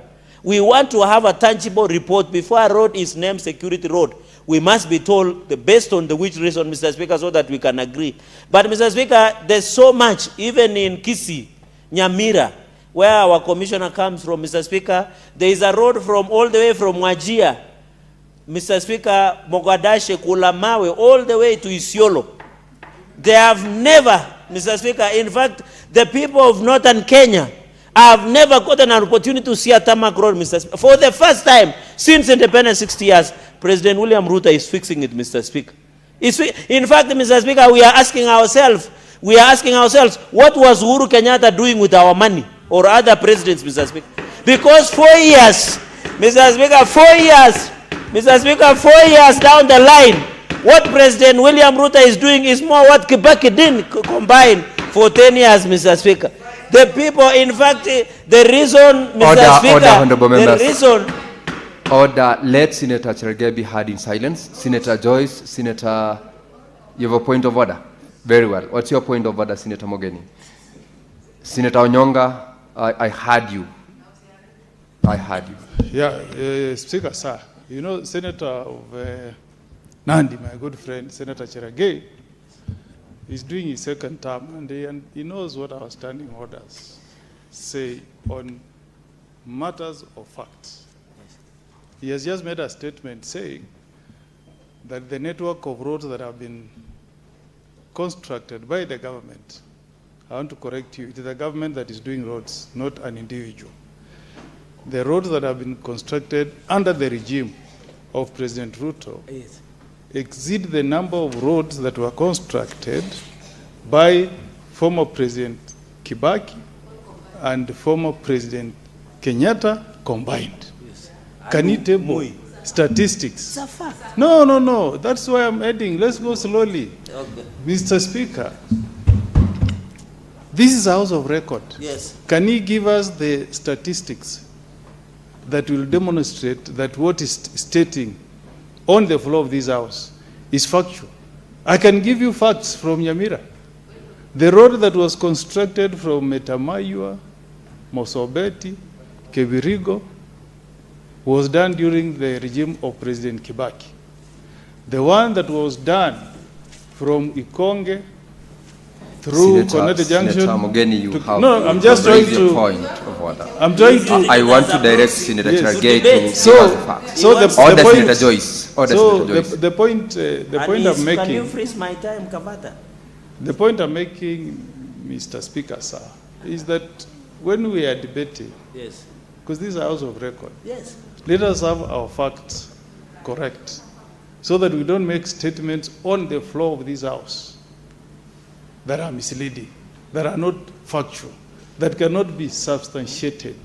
And I was just mentioning those roads to tell you that even if you sample county of Nyamira and county of Kisii, you will find that what Senator Cherargei is stating on the floor of this House is misleading, Mr. Speaker. You've made your point, Senator Samson Cherargei. As you make your contribution on this particular bill, yes, establish the factual position of the statements you are making, including the ones with which Senator Okongo Mogeni has raised as regards the extent of the road network that previous regimes have done in comparison with the current regime that you are stating. Proceed. Mr. Speaker, you know there was a former deputy speaker who happens to come from Nandi called Jean Maria Serone. And the late Martin Shikuku, somebody wanted to ask to substantiate, but you remember Martin Shikuku asked, how can you substantiate the obvious? And the speaker then, Jean Maria Serone, indicated you don't need to substantiate the obvious. It is even in the public domain, but if Senator Okongo Mugeni wants, I can I can table the facts tomorrow, Mr. Speaker, so that he can be updated. I know he has been traveling a lot and maybe he has lost track of what is happening, or he has been in, or he has been in these rallies, like my brother, Senator Onyonga, you saw how he escaped in Olkalau. Mr. Speaker, the point I'm trying to make, Mr. Speaker, that is why we are saying President William Ruto has done so much in 3-4 years more than the combined other presidents that have ruled this country. And that is why we're asking the question, what were our presidents doing with our money? At least people want even to compare what President Kibaki did for 10 years vis-a-vis what William Ruto has done for 3 years, Mr. Speaker. So we must be proud that one of the ways to Singapore, we must fix infrastructure, Mr. Speaker. Even there are challenges. I know a road like this one, Ngong Suswa. The contractor there must be called to order. That contractor must be blacklisted because he did a short work, Mr. Speaker. Even another road that starts from Dries Junction, Ainapkoi, all the way to Naiberi, Mr. Speaker, short work was done. And I think across other counties, we must blacklist contractors who want to destroy the reputation of government, Mr. Speaker. And I want to appeal to senators. Some of the senators, Mr. Speaker, who are busy with other rallies during weekend, and you should get time to visit some of these projects. For example, in my county, Mr. Speaker, I was in Sironoi Bridge on Chemuswa Danger. I could also assess, Mr. Speaker. You must visit roads. I want to appeal colleagues. Part of the oversight is to look at some of these roads that the government is doing, Mr. Speaker. Even I want to appeal to people like Senator Onyonga, Senator Okongo Mgeni. When you are driving to Kisii, Nyamira, just stop at Mau Summit, Rironi, there, uplands. Look at Gilgil. Look at those projects, Mr. Speaker, so that you see, Mr. Speaker. You need to see. We want you to see what the president is doing, Mr. Speaker. Even in Bugoma, there is Brigadier Road. Many roads we are doing, Mr. Speaker. There are a number of roads that the president is doing across the country. And I want to demystify. I know my brother said it is not an individual that is doing the roads. Mr. Speaker, President William Ruto is the president, and president is Ruto. So the government is Ruto. So that is why we call President Ruto administration. You know, Mr. Speaker, and therefore, I want to appeal, Mr. Speaker, number 4, and the final one, Mr. Speaker, is on the issue of roads in our counties. I want to appeal to governors. And Mr. Speaker, if today I was to go to Nyamira, most of the feeder roads done by the county government in Nyamira are in poor condition and pathetic. I want to appeal to Senator Okongo Mgeni. As he does the oversight of the national government roads, he should create time and visit some of those feeder roads in Nyamira and call Governor Nyaribo to order to ensure those roads are fixed. Even Senator Mungatana, Mr. Speaker, even Senator Tobiko, Senator Onyonga, Mr. Speaker, Senator, you and Senator Joyce must go on the ground and see some of those feeder roads. Even in Nandi County, Mr. Speaker, the roads, the feeder roads are so pathetic, Mr. Speaker, that sometimes you wonder what is the counties, Mr. Speaker, because if the president is doing tarmac, why don't the governors fix those small roads? Mr. Speaker, I was in a place called Mogoyuet, in Lelmokwa, Mogoyuet, all the way to Chepkoya. The road belongs to the county. They have never fixed. The road to my home in Mosoriat, the feeder road that the county has not fixed. You go to Aldai, you go to anywhere in Nandi, Aldai, whether Nandi Hills, whether Tindred, the people of Nandi understand this. Even the one I was using the other day in Kaptien, Mr. Speaker, around Duposat area in Nandi Hills sub-county. Those roads must be fixed by the county government. And one, for example, Mr. Speaker, in my county, the governor has fixed almost 700 million for roads. But you don't see the value of that 700 million for roads, Mr. Speaker. You see counties allocating hiring of machines, yet they have bought machines, Mr. Speaker. You see roads are being graded without maraming and culverting, Mr. Speaker. Where I come from and the region you come from, Mr. Speaker, and I think all of us where these regions we come from, you must at least maram the road, grade the road, and put the culverts, Mr. Speaker. But our counties are eating maram and culverts, even in Kisii, Mr. Speaker. We must be told, when you do grading a road, can you do a grade and then put a maram, then put culvert, Mr. Speaker? Even Kisii, where my brother comes from, they have cess from tea. Even me, I have cess. In Bomet, you have cess. But we don't see the cess money that farmers sacrifice for the betterments of those roads, Mr. Speaker. So I want to appeal, as my brothers are passionate about oversighting President William Ruto. You must do 1,000% oversight against your governors. And I sit in Public Accounts Committee. I say this with authority. And Senator Onyonga used to serve with us. Now Senator Commissioner Nyamira Okongo Mgeni, Senior Counsel, is serving with us. We must, the biggest danger, what governors are doing, ruining this country. In conclusion, Mr. Speaker, I was reading a book by Abdigani Hassan, The Betrayal in the North, Mr. Speaker, talking about sessional paper number 10, talking about the Wagala massacre, Mr. Speaker. He was even talking about roads in northern Kenya, especially in Wajir, Mr. Speaker. And if you read that book by Abdigani Hassan, Mr. Speaker, Betrayal in the North, he says, we thought the enmity was in session number 10. We thought the Wagala massacre was an enmity. But they are saying the current crop of governors in northern Kenya are now the modern day colonizers, that they are killing their roads, their education, their health, Mr. Speaker. And the funny thing, the other notes, is that most of them worship with them in the mosque, Mr. Speaker. And yet they come and colonize them and ensure the money allocated, which is more than 4 trillion that counties have gotten for the last 15 years, does not accounted in the north, Mr. Speaker. Even in the north, when it rains, especially northern Kenya, most of these roads are swept by rains, which is the floods, Mr. Speaker, because the issue is that the works are not done properly, Mr. Speaker. So I want to advise, Mr. Speaker, and I know you are a man who is well read, I will ensure I give you a copy called Betrayal in the North by Abdigani Hassan, Mr. Speaker, so that you understand what this nation is going through. Colleagues and brothers and sisters in the Senate, the senators' colleagues, we must be aware, we must be cognizant, Mr. Speaker, and show that this country we can move forward, Mr. Speaker, so that we don't want to be like South Africans. We have raided xenophobic attacks. And that is why, Mr. Speaker, during the World Cup, all African countries wanted South Africa to be defeated in World Cup, because we want to bring Pan-Africanism. The only way to grow Pan-Africanism, and as I celebrate Raila Odinga, was to create an infrastructural network across. Cherargei, your time is up. Senator Onyonka. Thank you, Mr. Speaker. I have extremely wonderful accolades for my brother Cherargei. Only that his comments in this House have what I call selective responsibility.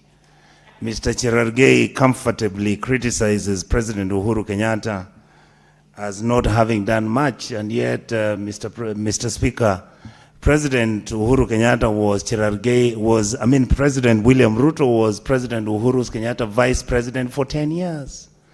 You are the same people who are enjoying the roads being given to your areas where the opposition must never get services because we are behaving badly. But Mr. Speaker, let me get back to the matter on this roads bill. The truth is, if Kenyan leadership would be honest, this is an issue that should never raise controversy. The reason for that is that all of us wish and hope that all our regions should receive development equitably and equally. Historical injustices which have happened have made some of us take positions which are very uncomfortable, Mr. Speaker, on some of these matters. Why? Because we are always selective. We are always selective. So long as our area has got leadership, particularly the presidency, and the presidency does all the roads it wants to do in our area, it is actually okay for those other areas in Kenya not to get their roads. And Mr. Speaker, this is the greatest controversy about us as a people. That when we are fighting to share the national resources and the national cake, what we do, Mr. Speaker, we internalize that. We take it, we actually go tribal, we go communal, we even go up to the ward level. But when you are talking about national equity, nobody wants to talk about that. And yet it is because of these inequitable levels of development and growth that have taken place in our country for the last 60 years. And that is why you have, whether it is the county, the sub-county, whether it is our own nation state. That is why our brothers in the north have never felt that they were Kenyan. And yet we act as if this is a matter that cannot be discussed. And yet in reality, when you are trying to solve the problem of this inequity so that you can then give our brothers in the north resources for them to catch up with the rest of Kenya, what do you find? That our leadership from those areas is as insensitive as the national leadership is. That Kenyans have a common trait, that for us, when the winner takes it, the winner should always take it all. Mr. Speaker, the reality is all these roads have been the problem. And the truth, in this house, we don't talk about it, Mr. Speaker. Why are we always fighting about the roads? That is where there are low-lying fruits. That's where the corruption is beautiful. That is where we share the corruption equitably. That is where those in power and those who are managing our resources sit down and agree which company will be given the roads. Until the other day, Mr. Speaker, you saw where a kilometer of road in Kenya is costing 1 billion shillings to do. And that is no more. And when we are talking about, like the other day I was driving on this road being done, and I congratulate my brother Cherargei. Please, when you mention to the president, tell him we appreciate the little he's done, we appreciate. But when you talk about that he has done more roads than anybody else, you are lying in this house. That's why I want you to come and substantiate. That is why I would want you, Mr. Speaker, to allow Mr. Cherargei to come and give me how many roads have been done. Mr. Speaker, I apologize by not saying the truth. You didn't lie. You didn't say the truth. Mislead the House. Thank you, my brother. I would like to say, Mr. Speaker, that I would like Honorable Cherargei to come here tomorrow and look. Don't talk about the 47 counties. I want him to do only 4 counties. Kisii, he can do Kericho, Nandi, he does makwiny, and he does, which one can we pick? Any. And you will realize that the trend is literally the same. That in Kisii County, when Chris Obure was the Minister for Finance, it is true, he did more tarmac roads in Bobasi than any other Kisii area. It is true that when the Director of Roads in Kenya was from Kisii, and he came from Bonchari got more tarmac roads than anywhere else in Kisii. And yet in Kitutu Chache, where I come from, when those 2 men and gentlemen were working in government, I didn't receive a single kilometer, and I was an MP. And I fought every day. So I'm trying to persuade my brother, Mr. Speaker Cherargei, that sometimes you need to look at the other side what we say. You need to understand why we keep on making the noise. It's not that we don't like the president. No, we respect him. We respect the office. But what we are saying, if you are giving one constituency in Kisii 200 kilometers of tarmac road, and there are 9 constituencies, which equity have you given? And yet you are using Kisii as the GPS point. That inequity, that unfairness, that aspect of our underdevelopment is what we must deal with. This bill that is being discussed. Senator Cherargei and Senator Joyce Korir, you know how to catch the speakers. I don't make noise. If you want to intervene, do what is appropriate. Thank you, Mr. Speaker, for protecting me. I swear I think I'm making a lot of sense. Thank you, Mr. Speaker. Honorable, my colleague Cherargei, I would like to persuade you lastly. We want this country to develop equitably, fairly, and responsibly. We want this country, yes, when you are going to bring the sovereign fund, which is going to do for infrastructure, we don't want you to tell us that the controller budget cannot remit payments to whoever that has won the contract. We are not saying we don't want development. We are saying do it responsibly, do it within the law, so that you eliminate any accusation of corruption. Because the problem our country is having is not that we are not spending money for development. No, we are doing it, but at 10 times the price. And that is the cost of production in terms of corruption. So we are saying, please tell the president. Now, you see he has done this wonderful thing you've said. Can he now bring down the cost of constructing a road? And he does a road for 1 billion shillings at 20 million. We see how much it costs. So I would like to say, Mr. Speaker, that this bill is a good bill, and this bill will go a long way to solve the issues which affect the national government and the county governments. And we've been asking and begging, and I hope that this House will deliberate and come to conclusions which are reasonable and fair, so that Kenyans can have fair and equitable development and growth, so that all of us can be happy, so that we make Cherargei happy. Thank you, Mr. Speaker, Senator for Onyonka, giving me so many. Your seat, Senator Onyonka, just to remind you that whenever you're making contributions or address the chair, don't address the individual senators. And similarly, Senator Cherargei, I believe your gadget is working. If you want to intervene, that gadget allows you how to intervene. Now you've done it. So next time, when you want to intervene, do what you've just done. Senator Mungatana. Mr. Speaker, I want to thank you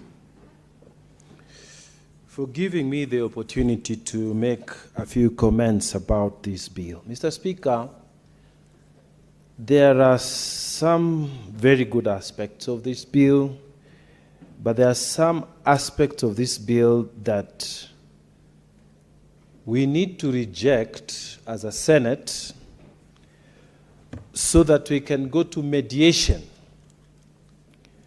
so that some things can be explained better. Mr. Speaker, previous speakers have pointed to the fact that the Constitution only recognizes national roads and county roads. But aside from that, Mr. Speaker,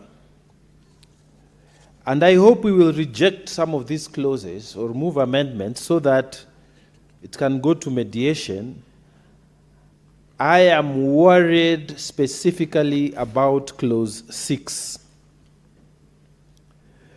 Clause 6, subclause Roman 8 says 5% of the allocated funds is allocated to county governments under Article 202, Sub-Article 2 of the Constitution. So, Mr. Speaker,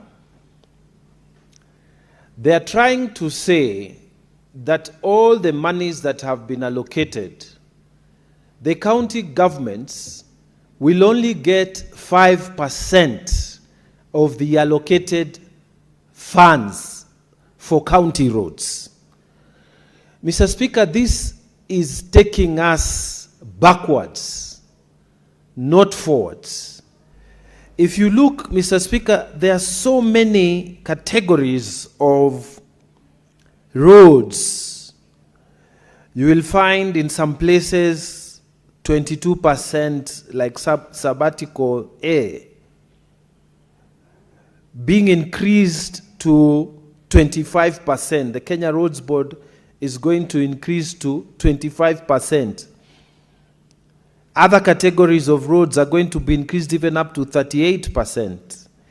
But then our governors are going to be given only 5% of the allocated funds. The county governments are only going to get 5%. Mr. Speaker, I don't know whether colleagues have seen this, but even when we are arguing here for equitable share, we are now heading to more than 35%. That's the target. We want to go beyond 35%. The equitable share has grown over time. But Mr. Speaker, these roads now, they are saying county roads should be given only 5%. That is taking us backwards. And I hope senators will see this. I hope senators will reject this particular clause. They should adjust all the other categories of roads so that the county roads under Section 6 must be allocated more funds. Mr. Speaker, the Constitution in Article 203 says that for every financial year, the equitable share of the revenue raised nationally that is allocated to county governments shall not be less than 15% of all the revenues collected in the government. So 15% is the minimum amount. And we have left 15% a long time ago. Since when we started devolution, we are now heading towards 30%, 40%. So, for somebody to put in a written law, which is subservient to the Constitution, that county governments are going to get 5%. Mr. Speaker, this is a joke to the Senate. And I would urge all colleagues to reject this particular clause that is trying to make our county governments lesser government than the national government, that is trying to create an unconstitutional clause. And Mr. Speaker, even if this law passes here, good civic-minded Kenyans should go to court to raise the percentage to a minimum of 15%. At least 15%. Our governors should get the amount allocated for roads. They should get a minimum of 15%, because the equitable share, according to the Constitution, Article 203, our county governments are required to get a minimum of 15%. So, Mr. Speaker, I take very strong issue with that particular section. Mr. Speaker, if you go again on the same page, the Kenya Roads Amendment Bill number 3, Bill 2025, it says on sabbatical 4, that the board shall not approve any disbursement of funds to a county government unless the county government has made the requirements set out in subsection 5, A and B. What are these subsection 5, Z and B? They have set out that we should set up a special purpose account at the Central Bank of Kenya. They should have a designated department or division responsible for maintenance and rehabilitation and development of county roads. So, Mr. Speaker, you know what this law is trying to do? This law is trying to make the board, the Kenya Roads Board, superior to a county government, so that the county government of Tana River now must comply with what the Kenya Roads Board is saying. Mr. Speaker, we should understand that there are two levels of government. The Kenya Roads Board cannot be superior to the county government of Tana River, the county government of Nairobi, or any other county government. The person who wrote this law must be a person who does not appreciate what devolution is all about. You cannot subordinate a county government, a whole county government, to a board. How can the Kenya Roads Board be the one to determine whether funds are going to be allocated to a county government? How does that happen, Mr. Speaker? How? When we are here as senators, our business, Mr. Speaker, is to protect the counties. This kind of law is nonsensical, and we must not pass it. And I pray that senators will look at it again. This is nonsensical. How can a board be dictating what a county government should do? That doesn't make sense, Mr. Speaker. If that be the case, then even the monies that we allocate here as the equitable share from the Constitution, then we should have a board to determine what should go to the counties and not what the Senate passes. So, Mr. Speaker, I think this should just be sent away. This kind of thinking is informed by people who are still in the central government, in the national government, and their minds has never bought devolution. This kind of thinking is supported by people sitting in the treasury who want to control the monies that ought to go to county governments. And Mr. Speaker, they don't actually support devolution. How do you draft a law like that? And listen to this, Mr. Speaker.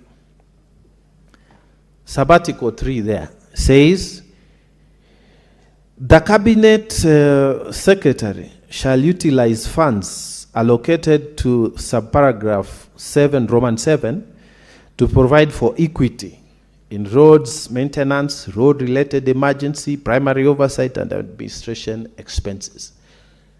Mr. Speaker, they are trying to make the cabinet secretary the prefect of roads, including to be a prefect of roads for even county roads, Mr. Speaker. So it is the cabinet secretary's, decision on how to utilize funds, how he decides. He's the one who determines. It's the equity of these roads maintenance funds. He's the one who determines what should happen. The cabinet secretary. I don't know if our senators are seeing this, that we are creating in the office of the cabinet secretary powers for him to decide the equity. Why? Already we know that we are entitled to 15% minimal using the principle of transfer of equitable share. And right now we are doing over 30%. So, Mr. Speaker, if you look at that, it does not make any sense. This person who drafted this law must be sitting in the office of the cabinet secretary. And this person who has made this proposition must be very happy that it has passed in the National Assembly. It will not pass in this place, Mr. Speaker. And I think senators need to be sensitized to the fact that we are creating a prefect here. Why can't the county governments themselves supervise what is supposed to be maintenance? Why can't they create the equity themselves, Mr. Speaker? Why can't the figures be determined, predetermined? So that if this year, Mr. Speaker, we are getting 30%, for example, on equitable share, it should automatically be here that we will get 30% of the funds allocated for roads to come down to the counties, Mr. Speaker, to come down to the governors. We don't need a prefect. We don't need the cabinet secretary to be a prefect over the funds that are going to the counties. Mr. Speaker, this kind of drafting will expose the national government and the taxpayers of this country to a lot of litigation, because this is an unconstitutional kind of law. This law is wrong, the way it is drafted. And Mr. Speaker, they even say at Sub-Article 5D that county governments should submit 6 months to the board an annual road plan. You know, an annual road plan to be submitted to another. So we pass as a county government, we pass our budget, we allocate money, and then we say we need this kind of money, and then the CEC for the county government should then go outside from the county executive, go to Nairobi and submit to a different body called the Kenya Roads Board. What are they doing with our share? That the county executive for roads should go and submit an annual program to the Roads Board. Mr. Speaker, this is wrong. There's something, fundamentally wrong with the drafting of this law. This law is trying to tell us the Kenya Roads Board is superior to the county government. This is trying to tell us the Kenya Roads Board is the one that should receive the annual program for making roads. Why? Why, Mr. Speaker? Is it that the Kenya Roads Board is another level of government? And we're supposed to be two levels of government? I reject, Mr. Speaker, this kind of thinking. We need county governments to get their fair amount of percentage, which is minimum 15%. The funds allocated to roads should automatically come. We don't want to be told, you need to submit plans to the Kenya Road Boards, you need to do what to the Kenya Roads Board, it is the minister, the cabinet secretary who should use his discretion to ensure there is equity. Mr. Speaker, I want to, in fact, make a point before I forget it. leaving anything to the discretion of minister, the cabinet secretary. And I'm speaking specifically, leaving anything to the discretion of Davis Chirchir, the current cabinet secretary for roads, is a mistake. Mr. Speaker, the county of Tana River, the last financial year, there was no tarmac road that was built. The previous financial year, there was no tarmac road that was built. The other year, there was no tarmac road that was built. Leaders from Tana River County, we have met this particular Davis Chirchir. Leaders from Tana River County, we have talked to him. I have talked to him myself, Mr. Speaker, as a senator. I have talked to the PS in this particular department.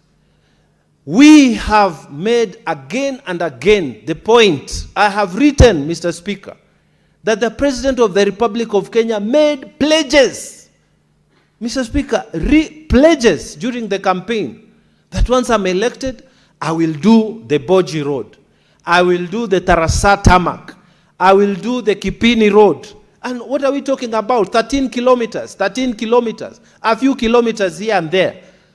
No single tarmac, even 1 kilometer, Mr. Speaker.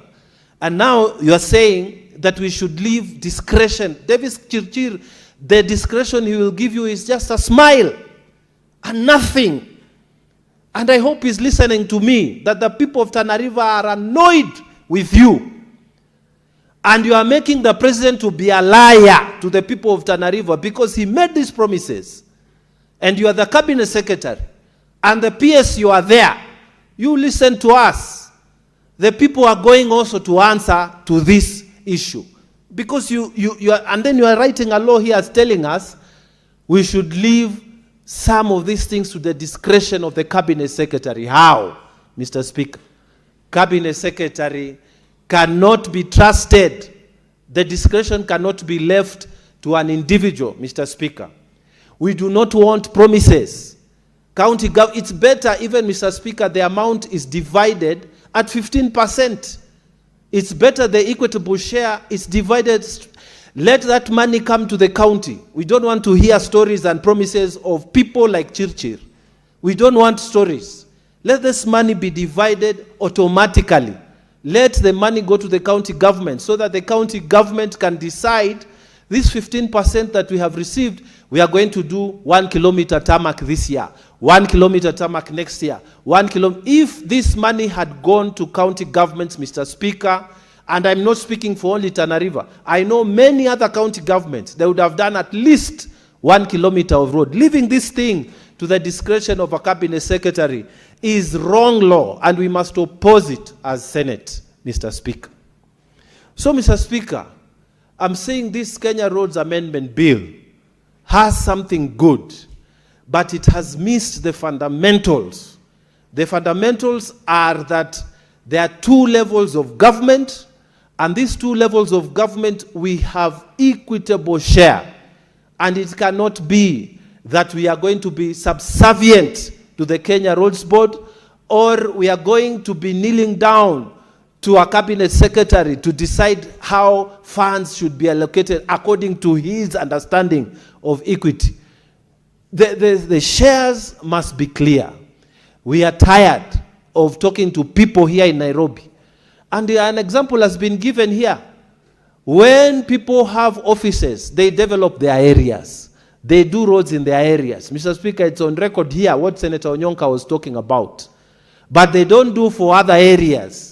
So we don't want people to depend on what the minister has promised or what they are saying. It should be automatic. Mr. Speaker, if it wasn't for devolution, there would be nothing in some of our counties. And it is true. And that's why we don't want any discretion. We don't want the Kenya Roads Board to be in charge, because again, when they appoint those directors, some of our counties don't get a chance to sit in those boards. They will appoint their own fellows, their own people. They marginalize us every day, Mr. Speaker. And I want to say, and I want to take the floor of this house to say, that Sahi, you believe that you are in power, you will do what you want, you will oppress the minorities in this country, You will refuse to develop our roads, but I'm telling you, it's just for a while, Mr. Speaker. And these laws that you are trying to develop, we will reject them in this Senate. Mr. Speaker, with those many remarks, I beg to support the clauses that are good and avoid and oppose the clauses that are negative to county governments. Thank you, Mr. Speaker. Senator Mogeni.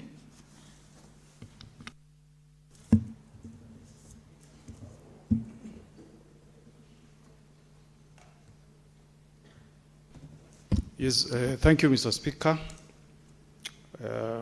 for also giving me a chance to make my contributions to the Kenya Roads Amendment Bill 25. And for the record, Mr. Speaker, I want to join my thoughts or link my thoughts with the thoughts of Senator Mungatana, that as a Senator of the Republic of Kenya, we should be very, very cautious, Mr. Speaker, while voting or rejecting this bill. Mr. Speaker, the devil is in the detail. The devil is in the detail. Mr. Speaker, if you read the clauses that are being amended, the intention of this bill is actually to weaken devolution. The intention of this bill is to take more powers on road construction and rehabilitation away from governors to be under the control of members of parliament.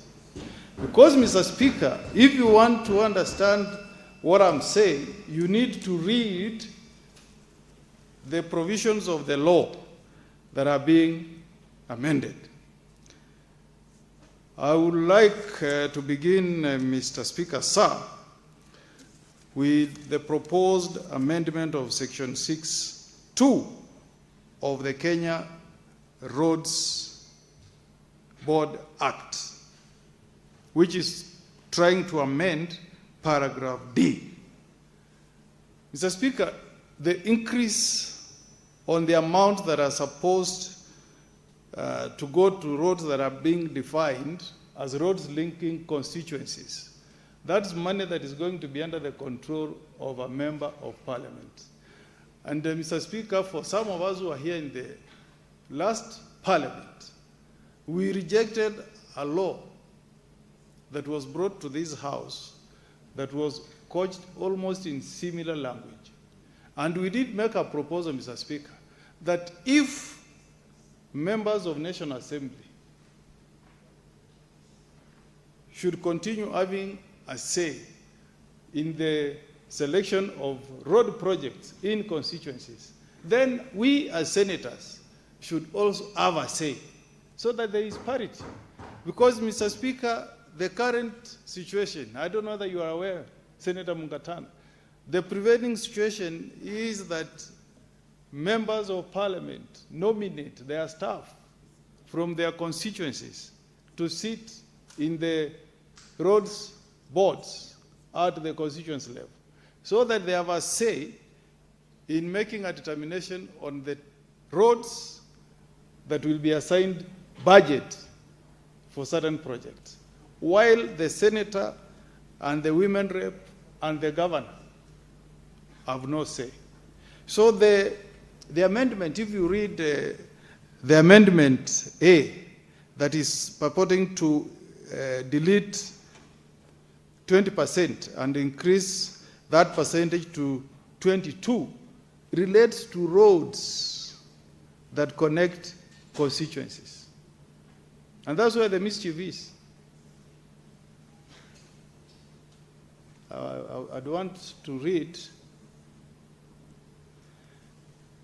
The first one says 22% which shall be deposited into a special bank account to be called constituency roads fund account to be maintained in every constituency. You get it? So this is money, Mr. Speaker, that goes and is by design under the control of a member of parliament in a constituency. Okay? Then if you go to B, it says 10% of the allocated fund is allocated for the maintenance or development of link roads between constituencies. Okay? Now, Mr. Speaker, how can you be talking about roads linking constituencies and you leave out counties? How can you say that you are allocating 5% as it's proposed here?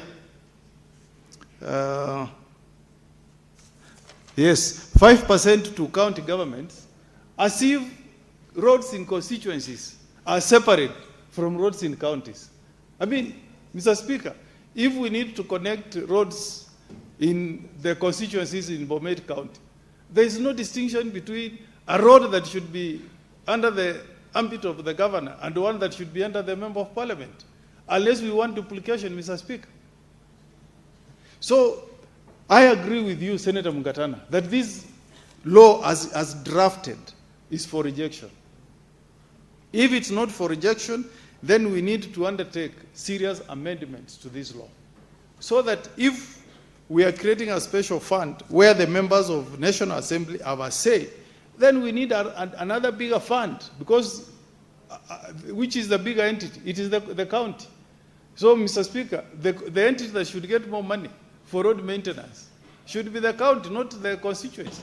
Because a constituency is a smaller unit. And remember, Mr. Speaker, we are here to protect devolution.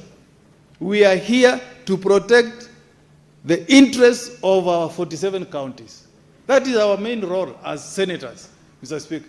If we enact this law, Mr. Speaker, we will be weakening devolution. And I agree with Senator Mungatana. We cannot put it in our minds that the only road that a governor can do is a Maram road. No. Mr. Speaker, if a national government can come to my county in Nyamira and give a contract to rehabilitate roads within Nyamira town municipality, 2.2 kilometers, award a contract, the money that I sent to Nyamira is more than enough to do that work. It's more than enough, Mr. Speaker. So we should, if we really want to develop this country, Mr. Speaker, let us stop these fights between counties, constituencies, and national government. Because the taxes we pay, today I fueled my car. I paid tax.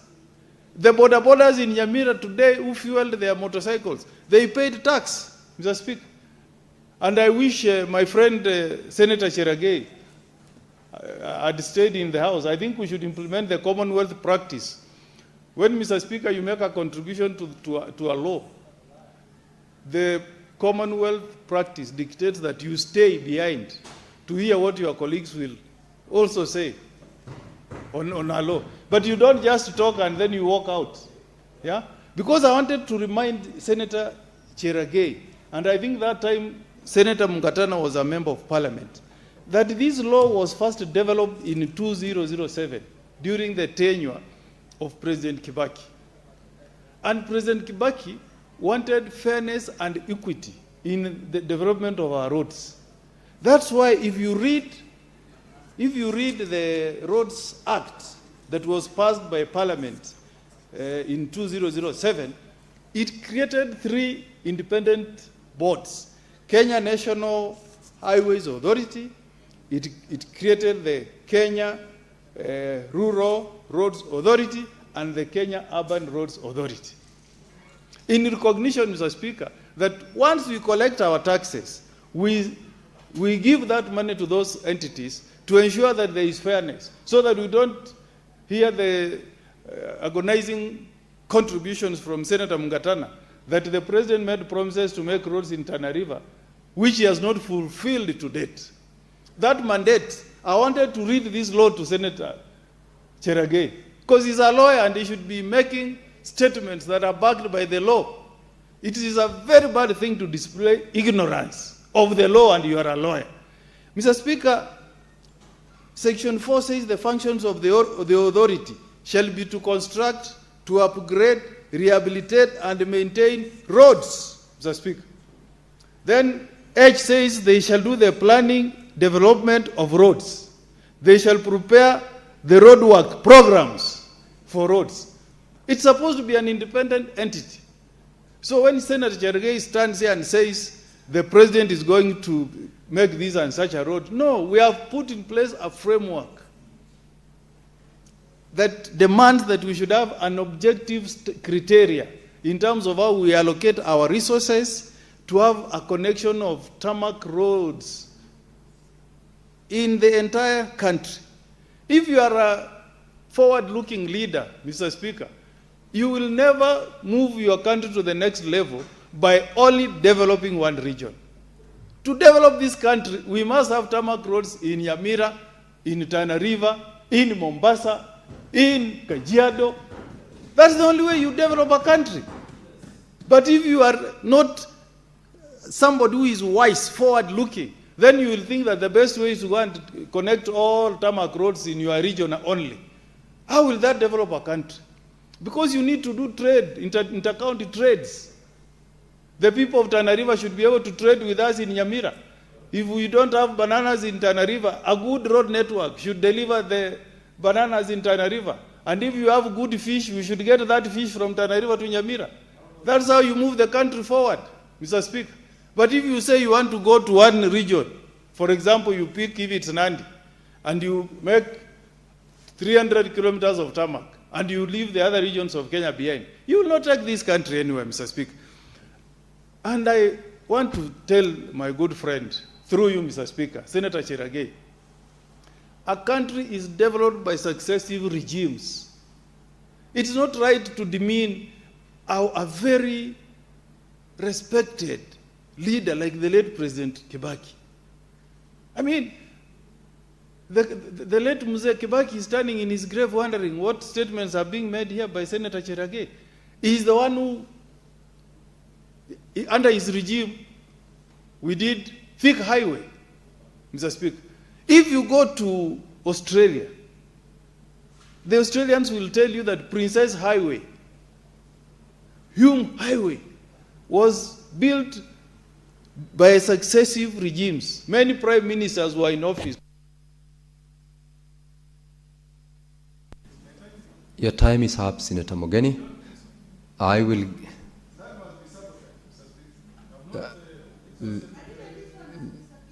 just confirm from the gadget so that we don't also rob you of your time.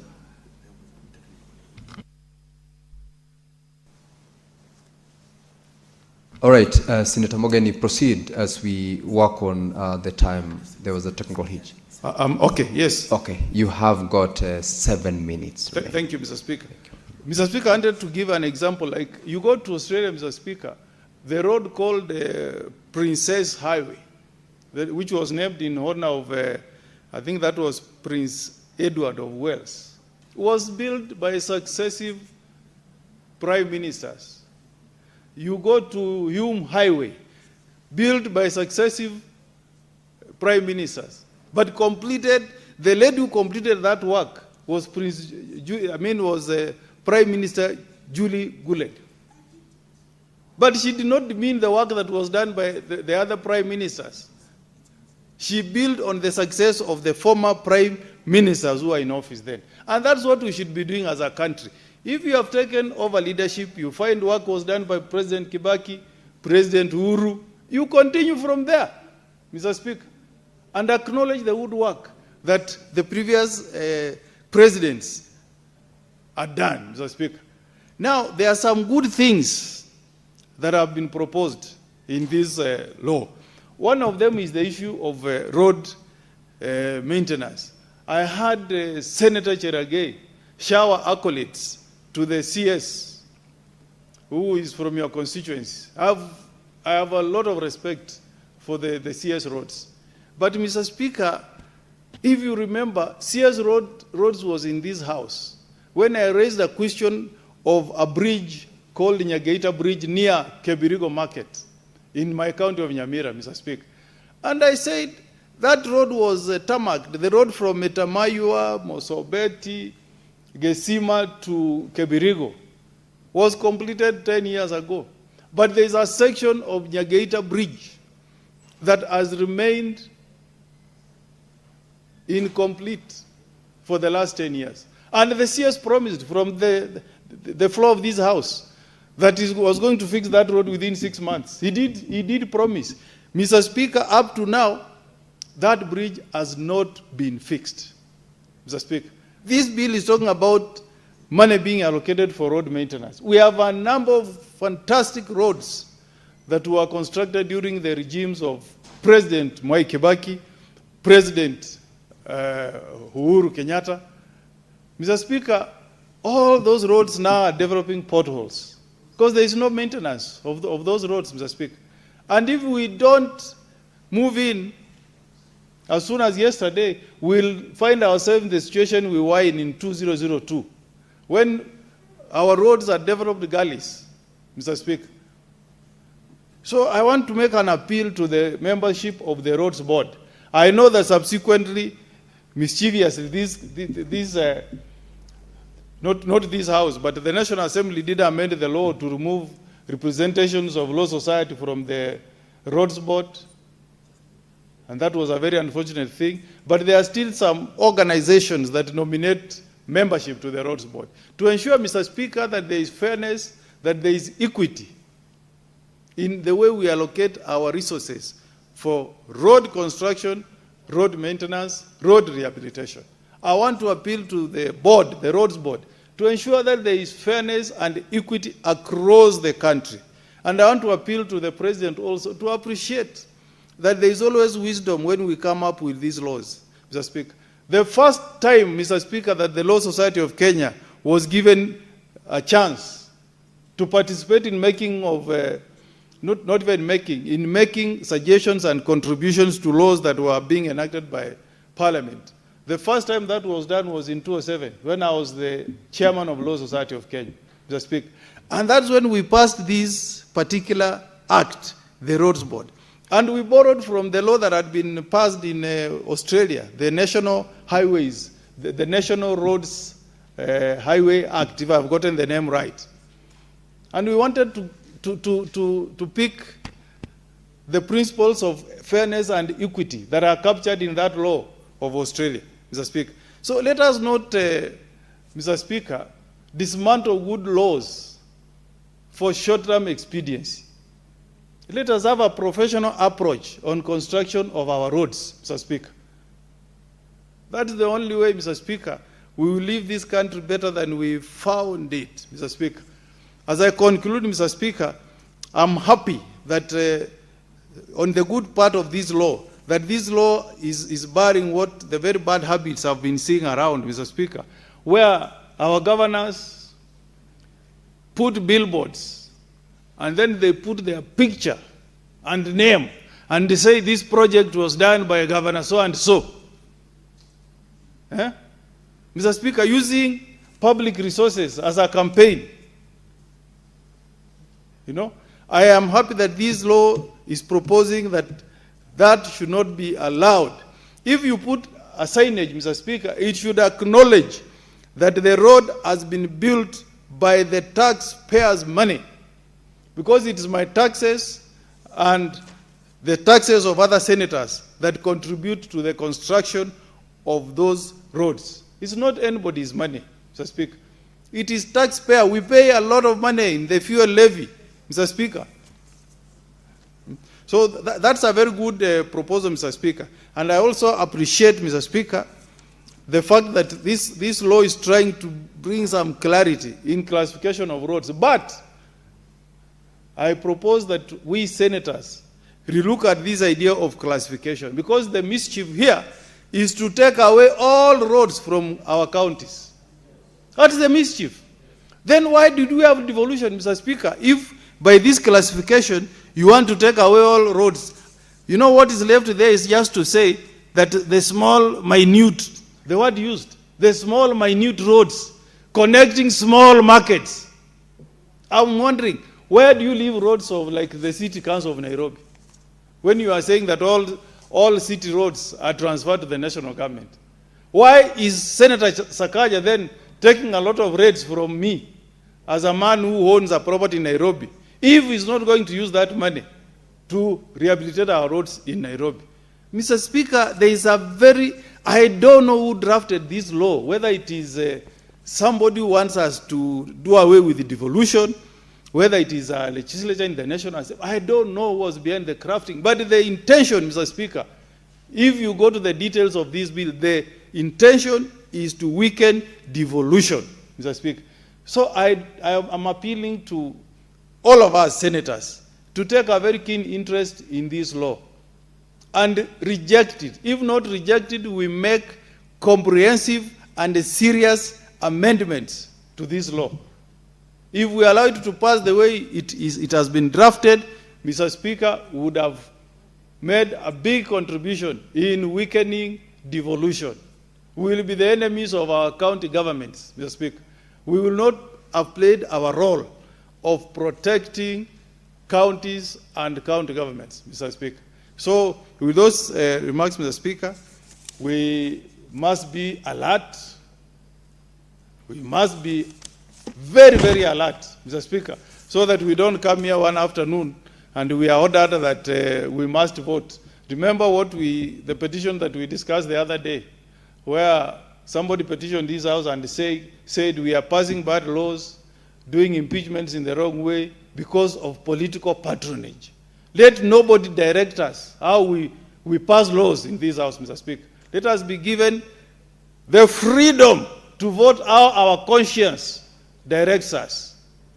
Let me vote knowing that I'm voting to protect the interests of the Kenyan public and of the 47 counties, not the interests of any one individual, Mr. Speaker. With those remarks, Mr. Speaker, I support this with a caution that it can never pass the way it's been. Thank you, Senator Omogeni. Senator Paris Tobiko. Thank you, Mr. Speaker.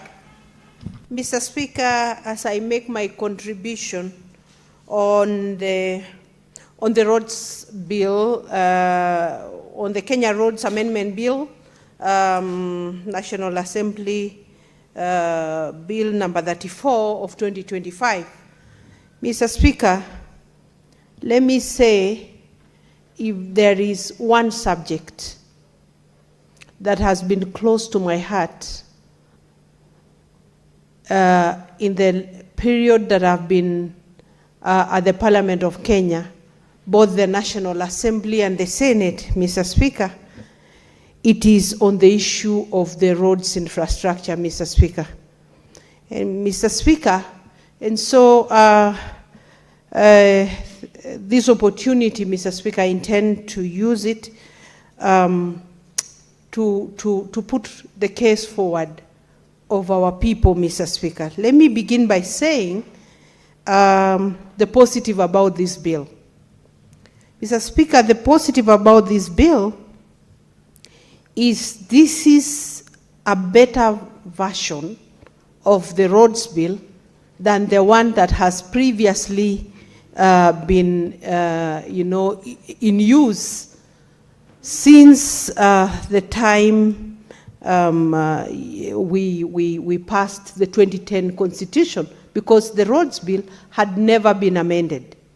And so the old version of the roads bill, Mr. Speaker, did not recognize counties. So let me begin by saying this amended bill, Mr. Speaker, is a better version because it brings in the issue of counties. But I agree with my colleagues, Mr. Speaker, that this bill cannot pass as it is. And because, Mr. Speaker, I'm in the Roads Committee in this House, and I was in the Roads Committee in the National Assembly, because this is a committee I have always tried to make sure I get in, because the road network and the road infrastructure in our counties matters a lot for our development. Without equity in the roads infrastructure, Mr. Speaker, then Kenyans are still operating not equally, Mr. Speaker. Mr. Speaker, this bill classifies roads into two main categories: the national trunk roads and the county roads, Mr. Speaker. But, Mr. Speaker, what is shocking me, the bill we are discussing, I believe, is the one originating from the National Assembly, because we have our own version of the bill, of what the Senate is proposing. And, Mr. Speaker, now I see that we are headed to a mediation, situation, because then we must bring the two bills together and see what the National Assembly is proposing and what we are proposing, Mr. Speaker. Because in our bill, the percentages are different. But because this is the bill on the floor, let me discuss this one, Mr. Speaker. Mr. Speaker, I see that the National Assembly has gone ahead to do more categorization of the national trunk roads, that there are national roads, there are urban roads, there are rural roads, and yes, I think that is their classification. And they even went ahead to also try and classify county roads, which, Mr. Speaker, I would say is not their mandate to do that. They should leave the classification of county roads to the Senate, Mr. Speaker, because that is our duty to do. Mr. Speaker, on the percentages in terms of revenue allocation, Mr. Speaker, I totally do not agree with the percentages that they have given, Mr. Speaker. Mr. Speaker, let me say this is where we must achieve equity. This is where Kenya must be brought to the same level. This is where devolution must be seen to work. This is where it must be seen to work, Mr. Speaker. Because, Mr. Speaker, if we don't get it right on the issue of legislation, then we will not even get it right on the issue of revenue sharing.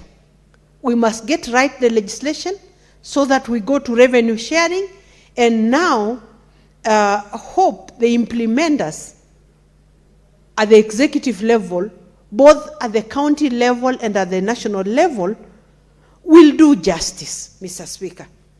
Why do I say this, Mr. Speaker? Mr. Speaker, if there is something that always hurts me so much, in fact, every time I'm driving into this house, at the parking, Mr. Speaker, you can tell my vehicle from the vehicles of the other senators, because it's a battered vehicle. It's a vehicle that looks like it came out of some hole because of our roads, Mr. Speaker. Mr. Speaker, one of our members who had contributed had spoken about roads at the northeastern, Mr. Speaker. And I would say, in fact, there are roads near Nairobi, there are counties that are the neighboring Nairobi, Mr. Speaker, but look worse than the road in the northern Kenya, Mr. Speaker. Mr. Speaker, the county I come from has only one international road, the road that leaves Nairobi towards Arusha. That's the road that is in Kajiado, Mr. Speaker. The other road, Mr. Speaker, that is in Kajiado is courtesy of Uhuru Kenyatta, the road that began from Isara, Mashuru, Kajiado, and coming towards Kiserian, Ngong, and going to Suswa. The other road, courtesy of President Kibaki, is the road going to Loitoktok. And that is it for Kajiado. Mr. Speaker, our urban centers, Kitengela included, Mr. Speaker, when Senator Cherargei was talking about security roads, it made me think of the situation in Kitengela. In Kitengela, when we have demonstrations, there is only one road into Kitengela and out of Kitengela. And so the days of demonstration, life is at a standstill in Kitengela because we do not have any other road out of Kitengela. It's only the Arusha road. It's only the one international road going to Arusha. There is no other road. There are no link roads, Mr. Speaker. There are no diversions, Mr. Speaker. Kitengela can be brought to a standstill on one single day through demonstrations, Mr. Speaker. Mr. Speaker, in Kajiado, until we cross over to try and join Mombasa Road, we don't have other roads that get into Kajiado, Mr. Speaker. Yet Kajiado, Mr. Speaker, has become the bedroom of many Kenyans who are working in Nairobi, Kenyans who have tried to invest and get their retirement homes in Kajiado, Mr. Speaker, because we are a hospitable community, we are peaceful, Mr. Speaker, there is a good environment in Kajiado where people can do their own food production. They can get fresh foods, get fresh milk. And so many of you, even those of you in this house, have interests in Kajiado. But I can tell you, every Kenyan who leaves Nairobi to come to Kajiado, the first thing they start doing is to bash the leaders of Kajiado that they are not working, that they have not done roads. It's not that we have not done roads. Seemingly, for any community to enjoy roads, tarmac roads, they must have the president coming from their community. That's the only time people get roads. That is why Thika Super Highway was done for central Kenya by Kibaki. That is why today we are seeing the Mau Summit Rironi Road heading to the other direction of Kenya. So for those communities that will never enjoy the seat of the presidency of Kenya, then we remain with nothing, Mr. Speaker. Mr. Speaker. What's your point of order, Senator Manago? Honorable Speaker, I rise pursuant to Standing Order 105 on a statement of fact. Is it in order for Senator Peris Tobiko to mislead Kenyans that the only time tarmac roads are done in your places is when the president comes from a place? Honorable Speaker, I'm aware there's a road that is being done over 700 kilometers all the way to Mandera to the border of Kenya. I'm aware, Honorable Speaker, the road heading to Seikuru in Kitui County is being done, Honorable Speaker, is not leading to where the president comes from. In fact, it is leading to where the leader of this united opposition comes from, Honorable Speaker. Is it in order for Senator Peris to mislead Kenyans that roads are only done when the president comes to your region? Senator Tobiko, you've heard the concerns by Senator Mandago. You may rephrase your statement to reflect what you meant, because you must have meant to say something, not what you said. Yes. Mr. Speaker, Mr. Speaker, let me rephrase. Maybe you need to be politically aligned. Maybe in this country, there are other factors that are considered, for regions to get their fair share of the roads infrastructure, Mr. Speaker. Why am I saying this, Mr. Speaker? Senator Behristo-Biko, that is still misleading. That is still not the position of any other government in office. Mr. Speaker, allow me to qualify my argument. Allow me to qualify my argument, Mr. Speaker. Mr. Speaker, Kajiado is just here. Mr. Speaker, Kajiado is in the metropolitan area. Mr. Speaker, Kajiado should have been as connected to Nairobi as Kiambu is, and as Murang'a is, and as Machakos is, Mr. Speaker. Mr. Speaker, I am on record in this house mentioning the roads that are heading to the eastern region of this country from Mombasa Road, and comparing to roads heading to Kajiado. Mr. Speaker, I can mention each single road, Mr. Speaker, heading that has been tarmacked very, very recently, Mr. Speaker, towards Machakos, at Kinanie. There's one going to Kinanie, Mr. Speaker. There is a road going to Mua Hills, Mr. Speaker, which is tarmacked. Mr. Speaker, there is a road, interestingly, that goes to Stony Earthy Resort, and close there, Mr. Speaker, it would have crossed the railway line to Kajiado County, but does not cross the railway line, Mr. Speaker. Mr. Speaker, there is a road that heads to Machakos Junction from Konza Junction, Mr. Speaker, and the same road on the Kajiado side, Mr. Speaker, is bare. It's Maram, but old Maram that has potholes, Mr. Speaker, when we see Kenyans who are our neighbors enjoying good tarmac roads, Mr. Speaker. Mr. Speaker, there are many other roads. There's another one in between, even between Machakos Junction and Konza Junction. There is another road, Mr. Speaker. So, Mr. Speaker, when I say the same roads should head to Kajiado, as they cross Mombasa Road to Machakos, let's have another one crossing to Kajiado. As they cross the road to Makwiny, let's have another road crossing to Kajiado, Mr. Speaker. Mr. Speaker, the road going to Magadi is so narrow, Mr. Speaker.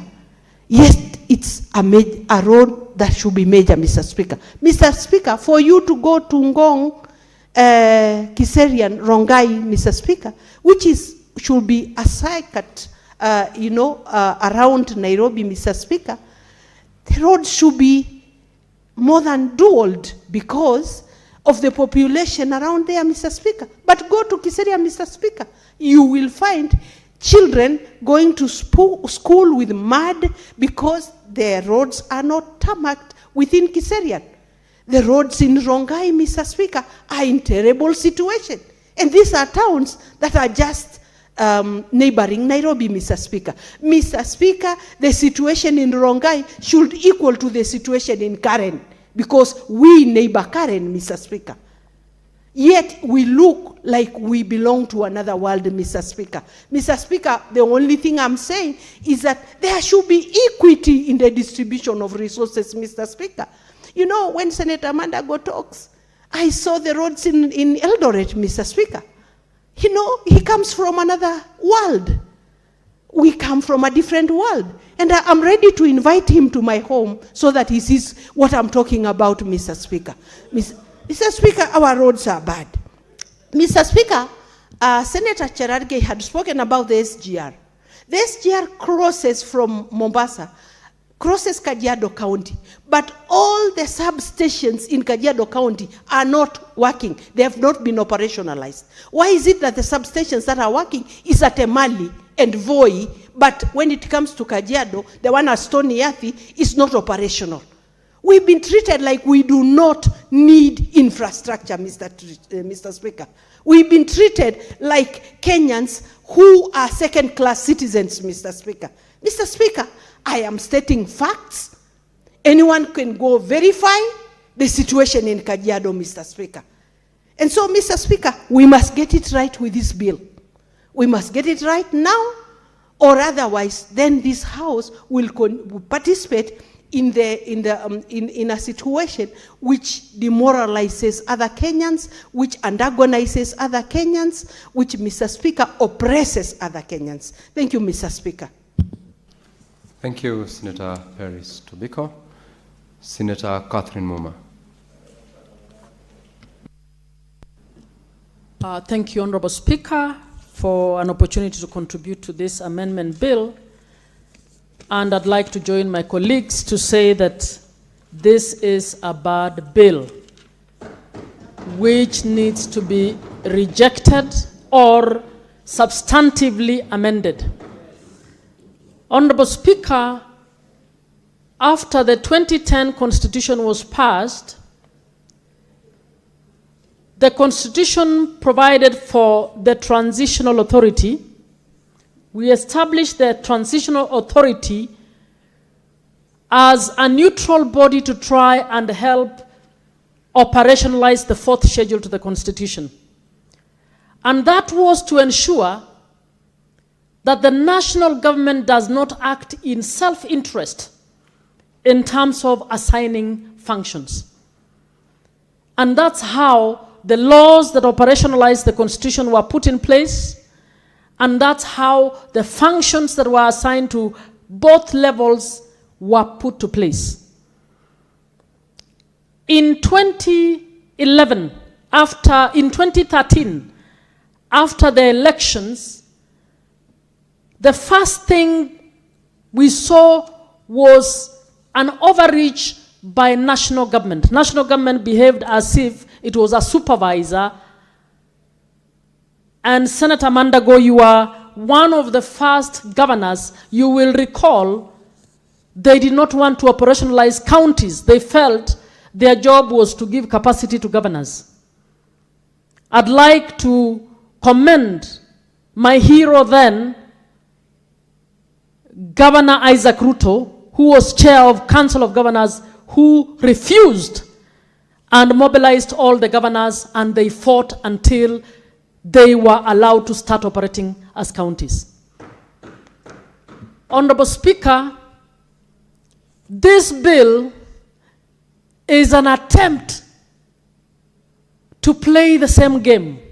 If you look at it, and Senator Mungatana, Senator Mogeni, Senator Tobiko have effectively spoken to this, you can see that the roads assigned to counties in this law have been downgraded.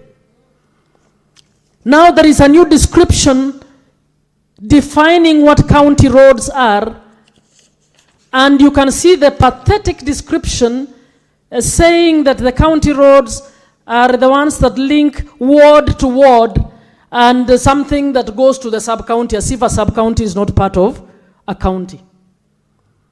You can see clearly, and Honorable Senator Mungatana, I don't know why you did not pick this. This was specifically done to save Kura and Kera, because the roads under Kura and the roads under Kera are county roads.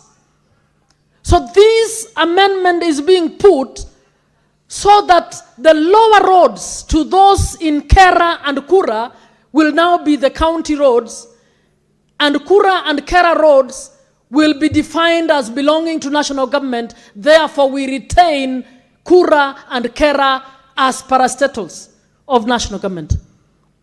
Honorable Senators, you are aware that IGRTZ has provided a gazette notice, and part of the parastatals that are supposed to be wound up is Kura and Kera. So this law, I can tell you the main objective of this law is to downgrade county functions in order to save Kura and Kera. I don't know who did this, because I don't believe Davis Chirchir would have done this. I rank him as my #1 CS. And he is a sober man. I have personally discussed with him about Kura and Kera, and he said he wants the laws to be followed as they are. This is somebody trying to treat counties as if There are some little thing that should be about the village and the ward and nothing more. Clearly, National Assembly, which have been guiding or leading or determining the roads that Kura and Kera do, want to add this as an appendage of the NGCDF. Let us call a spade a spade. Honorable Senators, if you pass this law, you might as well resign en masse. You might as well resign. Because your primary role is to protect devolution. This one is clawing back on devolution. Having downgraded and decided the counties will only do these roads in the wards that are connecting to sub-counties, they then give mandate to authorities. To the counties, when planning, they must plan with the authorities. So now, even the counties cannot carry out their functions as distinct entities. They need the authorities to clear their plans.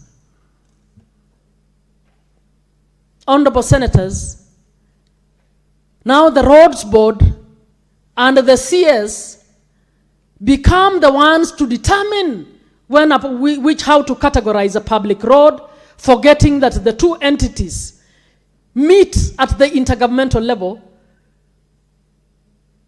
They decide which standards should be there, which is a national government role, should be set up by a national government, but counties independently should be implementing their functions, respecting those standards that have been set up by national government.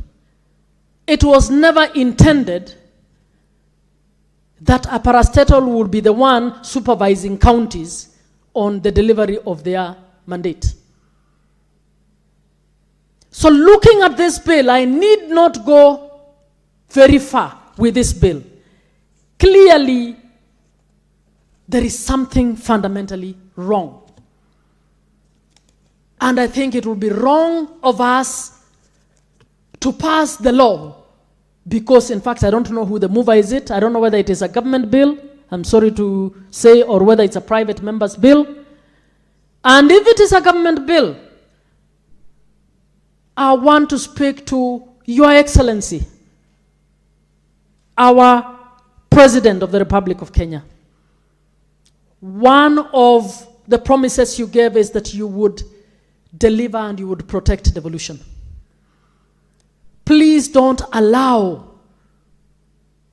some of your crazy advisors to advise you to fall into the trap where you will soon be told you are fighting devolution and yet you promise to deliver devolution. There is nothing wrong. All we want is roads to be delivered. And our constitution has provided a formula. And we have county and national government roads. What we need is faithful transfer of funds that have been undertaking county functions at the national level. And then we meet at the intergovernmental connection to evaluate, to find out how we are delivering on these services. Senator Perez Tobiko.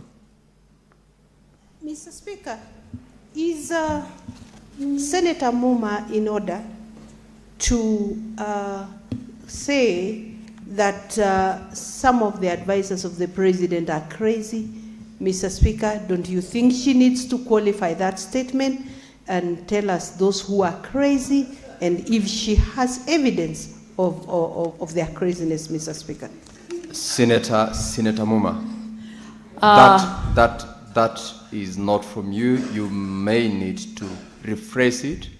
And thank you. Thank you, Honorable Speaker. I wish to replace the word crazy with incompetent. Honorable Speaker, whoever advises the president that county functions should be reversed by the National Assembly or the Cabinet Secretary or the Roads Board is an incompetent advisor and they need to be fired. Sorry to use the word crazy, I meant incompetent. Thank you, Honorable Senator Tobiko. And the president needs competent. He is our number one in the country.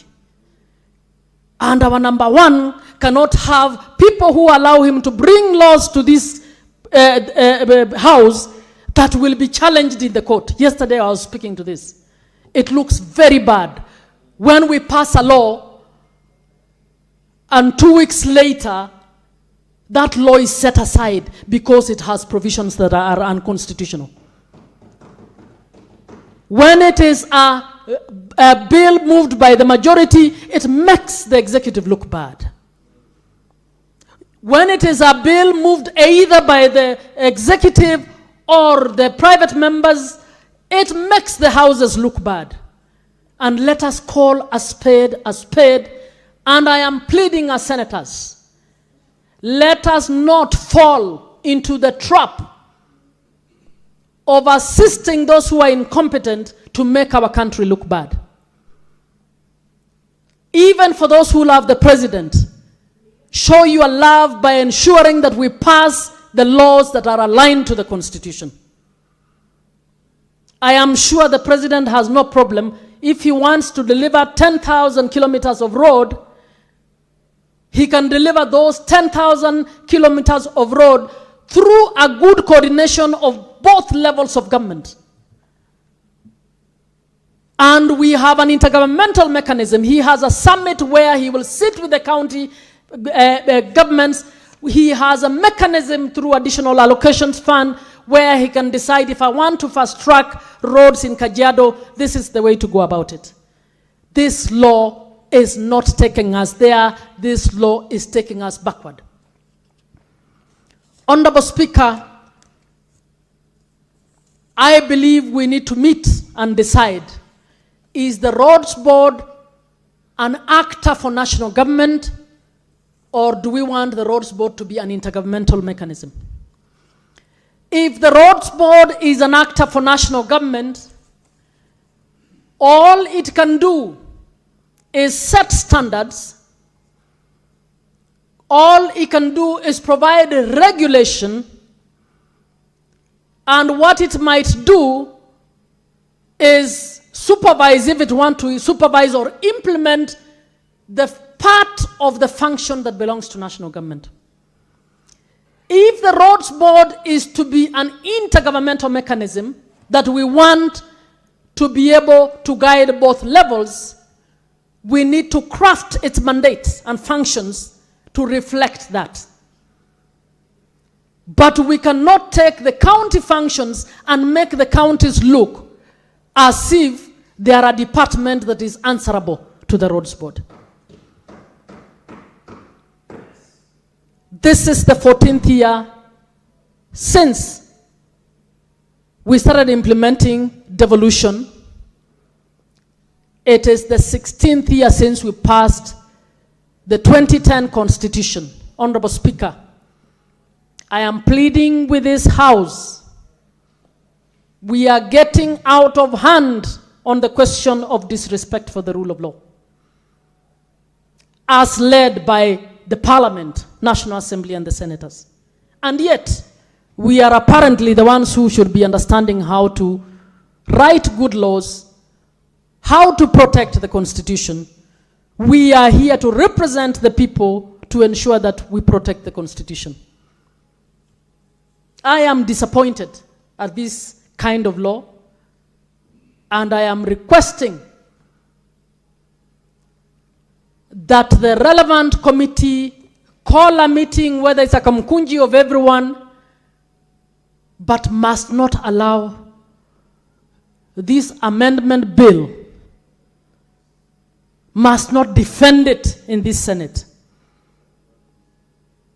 Let us do what is right. Let us find the language to persuade the National Assembly that they all come from counties. There is no constituency that is out of a county. So I don't know why National Assembly must keep fighting counties.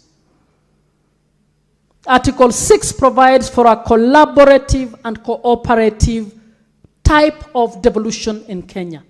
it was never intended that the National Assembly would be at the forefront, a representative of the people, fighting the constitutional provisions on the kind of governance that the people of Kenya chose. And I personally am just tired of this type of laws. I am tired of how much the taxpayer is spending in courts on embarrassing litigation about laws that have been passed by people calling themselves the #1 lawmakers in Kenya. Let us do what is right. I reject, Honorable Speaker. Senator Mandago. Thank you very much, Honorable Speaker, for the opportunity to contribute to this Kenya Roads Amendment Bill number 3, 2025, National Assembly Bill number 34. Honorable Speaker, first, let me say that the amendments that have been brought to this House, Honorable Speaker, are not consistent with the distribution of functions by the Constitution of Kenya, Honorable Speaker. Honorable Speaker, if you look at the classification process, the Ministry of Roads have unilaterally decided, Honorable Speaker, to classify the roads without the involvement of counties, Honorable Speaker. Honorable Speaker, in this classification, it is clear that there are roads that are currently under counties that are being upgraded to national government roads agencies, Honorable Speaker. And unfortunately, Honorable Speaker, what we have seen is that the roads that are deemed to be under national government, under the 3 roads agencies, Honorable Speaker, are to a large extent perceived to be roads run, established, and supervised by the members of Parliament, Honorable Speaker. Honorable Speaker, what I read from this bill is that the honorable members of the National Assembly would actually want to increase their NGCDF without necessarily putting that money in NGCDF. As we speak, Honorable Speaker, members of Parliament on average are supervising directly more than 500 million towards their constituencies. I have no problem, Honorable Speaker, with the existence of Kera, Kura, and Kena, having been part of the team of governors, Honorable Speaker, that agreed that the existence of Kera and Kura is necessary, Honorable Speaker, considering that some of the funding and the wisdom of that was that because some of the funding is from our development partners, Honorable Speaker, and that by that time there was no law that was allowing counties to access those funds directly. But now we have conditional allocation bill that was passed, and therefore from time to time the laws must be reviewed to be robust, and the institutions must also be responding to the issues. Honorable Speaker, I have a big problem on the percentages that have been given in the sharing of the resources to counties. Even with the classification that has been given, what must be known is that the bulk of the roads will still remain with county governments in terms of kilometer of road network. If you put together the road network under Kenya, the road network under Kura, the road networks under Kera, combined, can only form probably a third or less than a third of all the kilometer of roads in the country, Honorable Speaker. That is to say the bulk of the roads will still remain with the counties. Honorable Speaker, as we defend that counties must, more resources must go to counties, and this percentage is low to maintain those county roads, I also want to say that this bill has also been motivated by the fact that the current county governments are also not, our governors are not serious with the works they are doing. I wish Senator Perry's Tobiko was here because she was saying she went to my county and she found a lot of tarmac roads.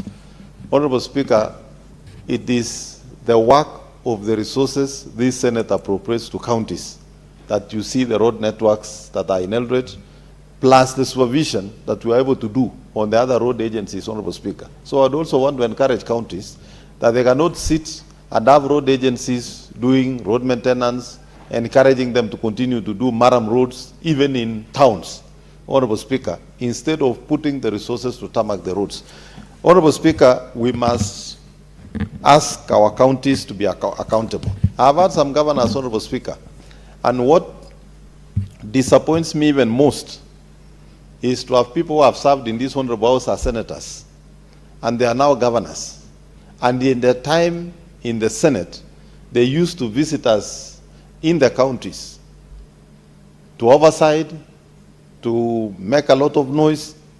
But now that the shoe is on the other side, now they are governors, when they are asked to account for the resources, Honorable Speaker, then they are the ones moving around the counties, crying that they are being, senators are not allowing them to do their work. Senators are doing their work of oversight. So we want to ask governors also to be responsible and deploy resources in development and the service of the people of the county, Honorable Speaker. And that is why with a lot of difficulty, we would want to see the percentage that has been allocated to counties increased. Honorable Speaker, 5% is extremely very low. Personally, I would propose that that section be amended, Madam Speaker, so that counties can get a minimum of 15%. We are also aware that whether the roads are, even the so-called national trunk roads and the other classifications have been done under national government agencies, Madam Speaker, they all are roads that cross one county to another. We have, and we therefore personally have no problem with those road agencies existing and doing what they have been doing, but they have a problem in the amount of allocation that has been allocated to counties. I therefore propose that this law be amended to allow counties to access 15%. The other problem I have with this law, Madam Speaker, is the fact that Kenya Roads Board seems to be usurping the powers of the county.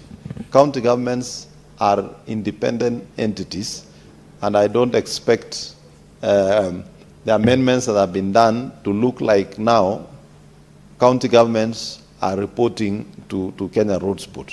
They should maintain the relationship that has been existing between county governments and the Kenya Roads Board, Madam Speaker.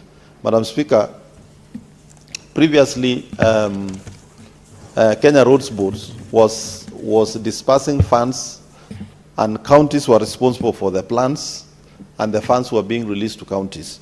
We don't want a situation where, Madam Speaker, Kenya Roads Board can arbitrarily stop funds to a county on grounds that I would say would not be sufficient, Madam Speaker.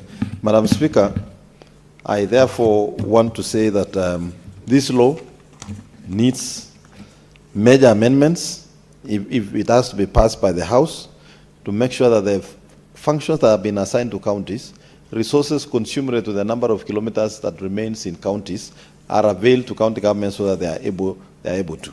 And county governments then must also deploy the resources as required for roads and road maintenance, Madam Speaker. Madam Speaker, it is disappointing to see county governments spending money in the guise of making roads, but there are no roads, Madam Speaker. And I will tell you, in my own county, Madam Speaker, recently my governor launched a program that they are partnering with NYS. They had already provided about 600 million in the budget for that exercise. The program collapsed midstream, Madam Speaker. The same county now decided that they were going to get local contractors to do the job at the cost of 11 million in every ward, Madam Speaker. Unfortunately, Madam Speaker, you would find the same contractors who have been contracted are using county government equipment, Madam Speaker, and they will be paid for the entire contract after using county government's machinery. We must tell our counties to be accountable and responsible in how they are using the resources that have been given. And this is what is motivating National Assembly to come up with such bills, Madam Speaker. If our counties were efficient in what they are doing in the roads, we would not be having these kind of bills, because even members of parliament themselves will be embarrassed to come up with such bills. Some counties probably are suffering extremely, and they see the roads being done under care by the members of parliament probably doing better than what county governments are doing. And I would want to urge Senator Peris Tobiko to have a sit with this governor and find out exactly where the money for the roads in that county is going. Madam Speaker, it cannot be that governors also want to sit pretty, blame national government, that they are not, national government is taking their functions away, while even the roads, even the small roads, the villages, Madam Speaker, are not motorable. And these are roads probably that don't even need tarmac, Madam Speaker. So we also want to ask counties to be responsible so that we also support working governments, Madam Speaker. With that, Madam Speaker, I submit. Senator Sigei.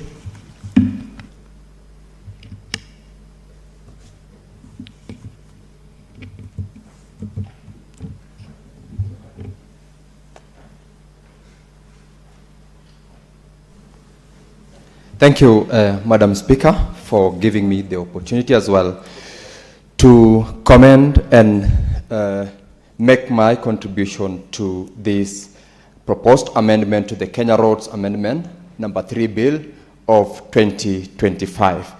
And Madam Speaker, from the very onset, I want to echo the sentiments of my colleague senators, Senator Mungatana, Senator Mogeni, and yourself, as well as those other senators who have taken time to read this particular proposal and have objectively contributed to issues which are directly against the desired role and mandate of this House, that is protecting devolution, and the intention by this proposal, Madam Speaker, to take away the gains that we have received out of devolution.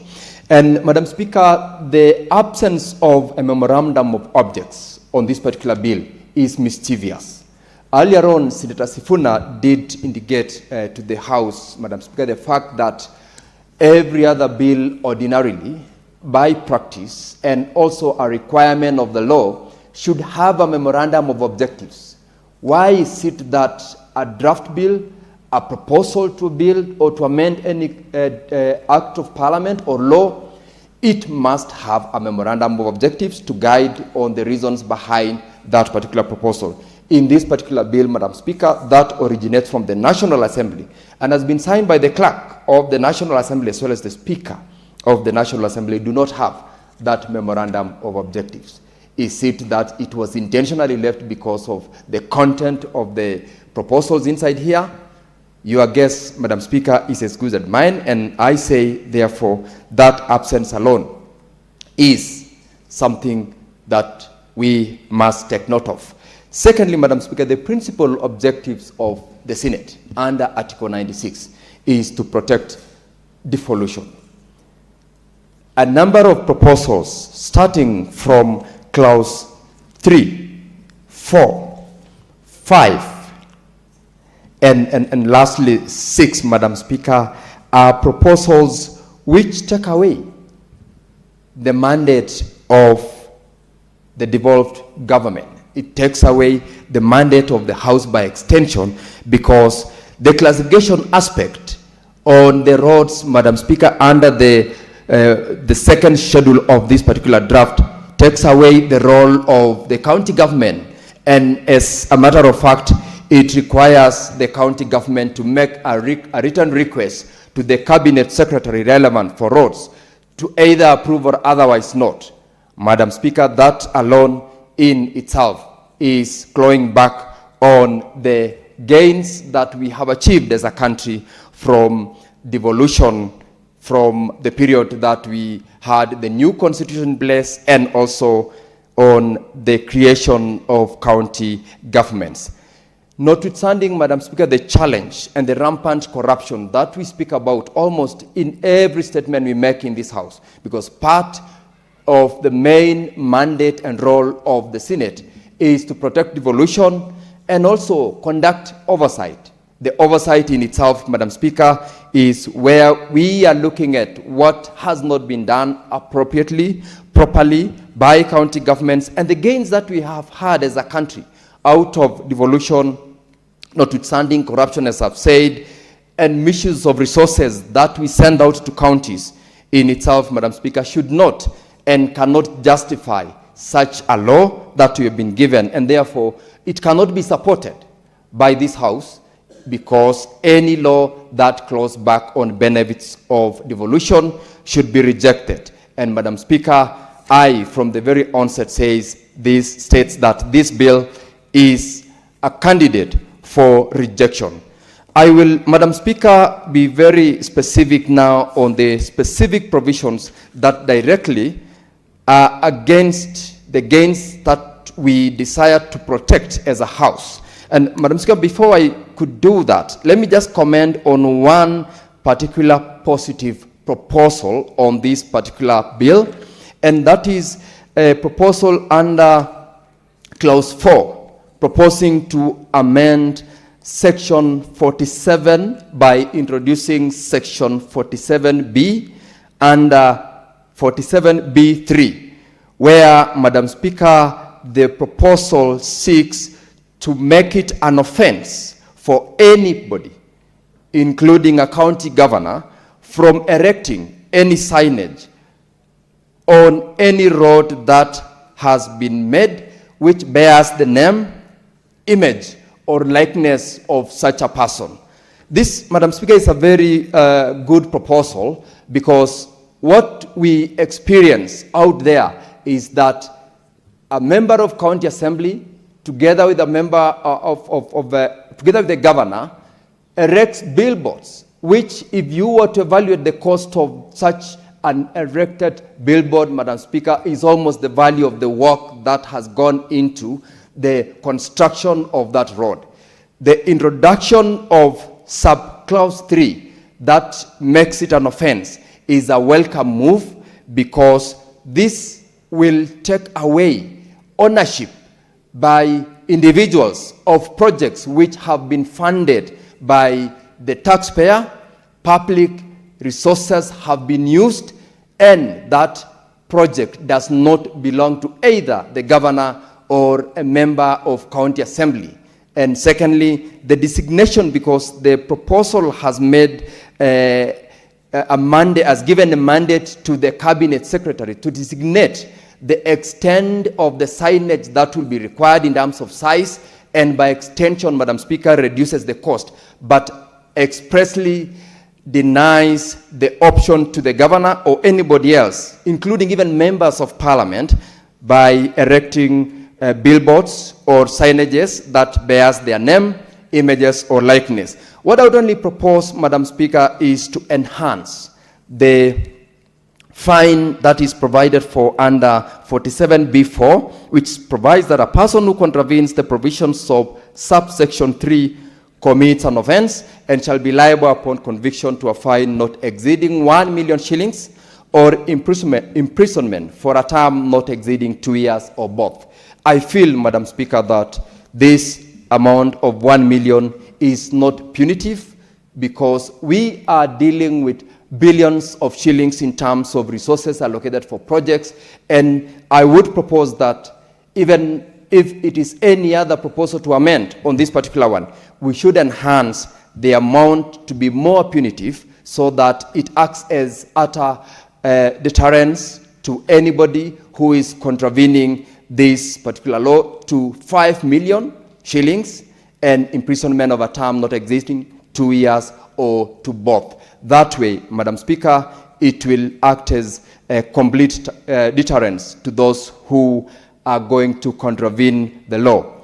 Madam Speaker, as regards the provision under Clause 5 on the first schedule on the classification of roads, members have spoken into this. Number one, Madam Speaker, is that the county government should and must play a role in classification of the roads, such that under Part A, where we have got which are bigger and are not necessarily what they have described as Class D roads, which are interward roads, which forms small routes or moderate length that connects one village or link one ward to the other. The classification of constituency roads, a colleague here has submitted, that Senator Mungatana, should not be distinguishable from the county roads, because a constituency, Madam Speaker, is within a county, it is within a ward, and therefore this classification process should not be left as a reserve to the cabinet secretary as it is, but the county governments must play a role. The provisions therefore under this schedule takes away the mandate of county governments, which is against the constitution, and by that provision this proposal should make this bill collapse. Critically, clause 6 seeks to amend section 6 of cap 408A.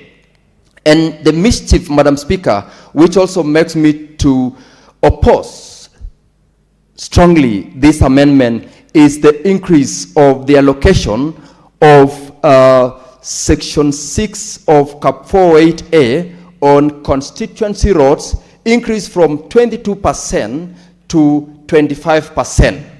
In the absence, first of all, of the memorandum of objectives, and secondly, the mischief here is, Madam Speaker, to increase the amount that is going to be under the management and administration of members of parliament. Remember, Madam Speaker, this is a fund that is purely managed, as it was put clearly by Senator Mogeni, by the members of parliament.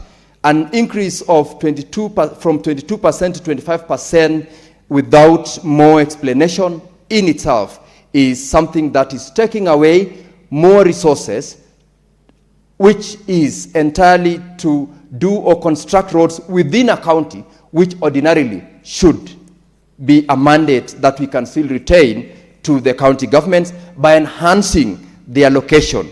Similarly, the proposal under 6.2b to reduce from the 10% to 7% on amount of resources that are normally utilized for construction of link roads from constituency to constituency is still unexplained, because this reduction is ordinarily on resources which are managed again by either the member of parliament or by the county or rather the regional Kera or Kura coordinators. These two amendments, one to increase and one to reduce, is mischievous because it looks as though the amount to be enhanced is to the resources that will be under administration of one member of parliament, and it takes away, Madam Speaker, that role that we are looking at to be the role of county governments.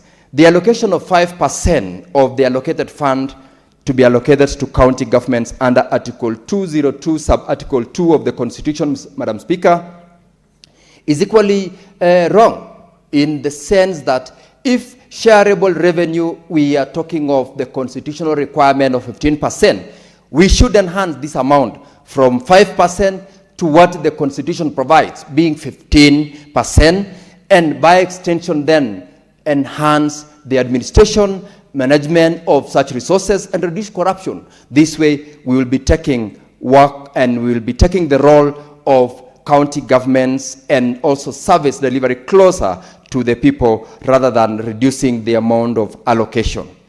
The elevation of the board, Madam Speaker, under clause 6.4 to that of controlling the role of county government is wrong. This is what the proposal reads. The board shall not approve any disbursement of funds to a county government unless the county government has met the requirements set out in subsection 5A and B.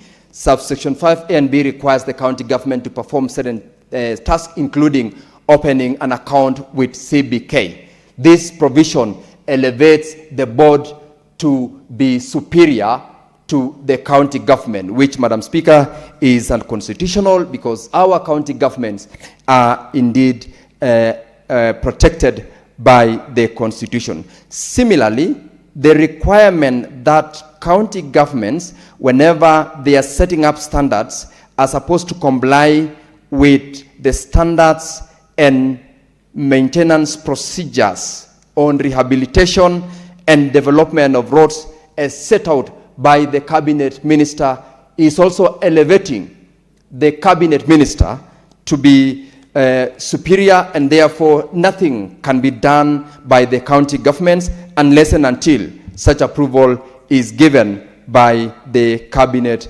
minister. Madam Speaker, clearly this bill, or rather this proposal to amend the Act, has been brought for reasons beyond what most of the members have said here.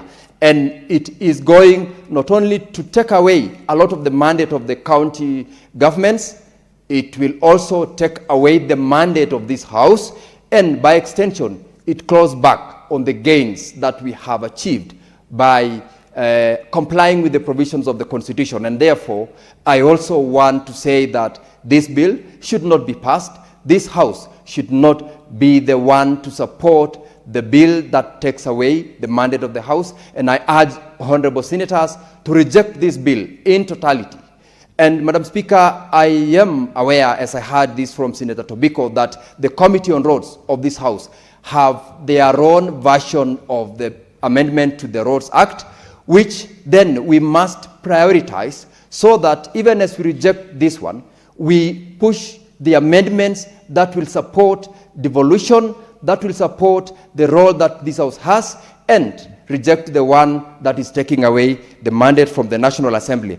And in the event that this bill were to pass, or in the event that a mediation committee was to be set, several serious amendments must be made to this particular proposal in order to make sure that we protect the mandate of the House, we protect the mandate of our county governments, and we also maintain the gains that we have achieved, including, of course, the proposal which I am supporting here that seeks to deny the governors, members of parliament, and members of county assemblies their images on projects which have been funded by public resources, in order for them not to be used as campaign tools and campaign strategies where an individual says, I have done this, when instead such a project has been constructed or has been funded by public resources. I therefore then, Madam Speaker, as I conclude, reject this bill and oppose it. Thank you.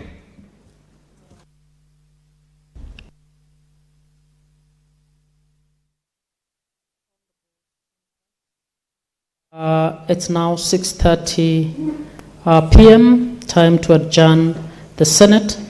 The Senate therefore stands adjourned until tomorrow, Thursday, 16th July 2026 at 2:30 p.m.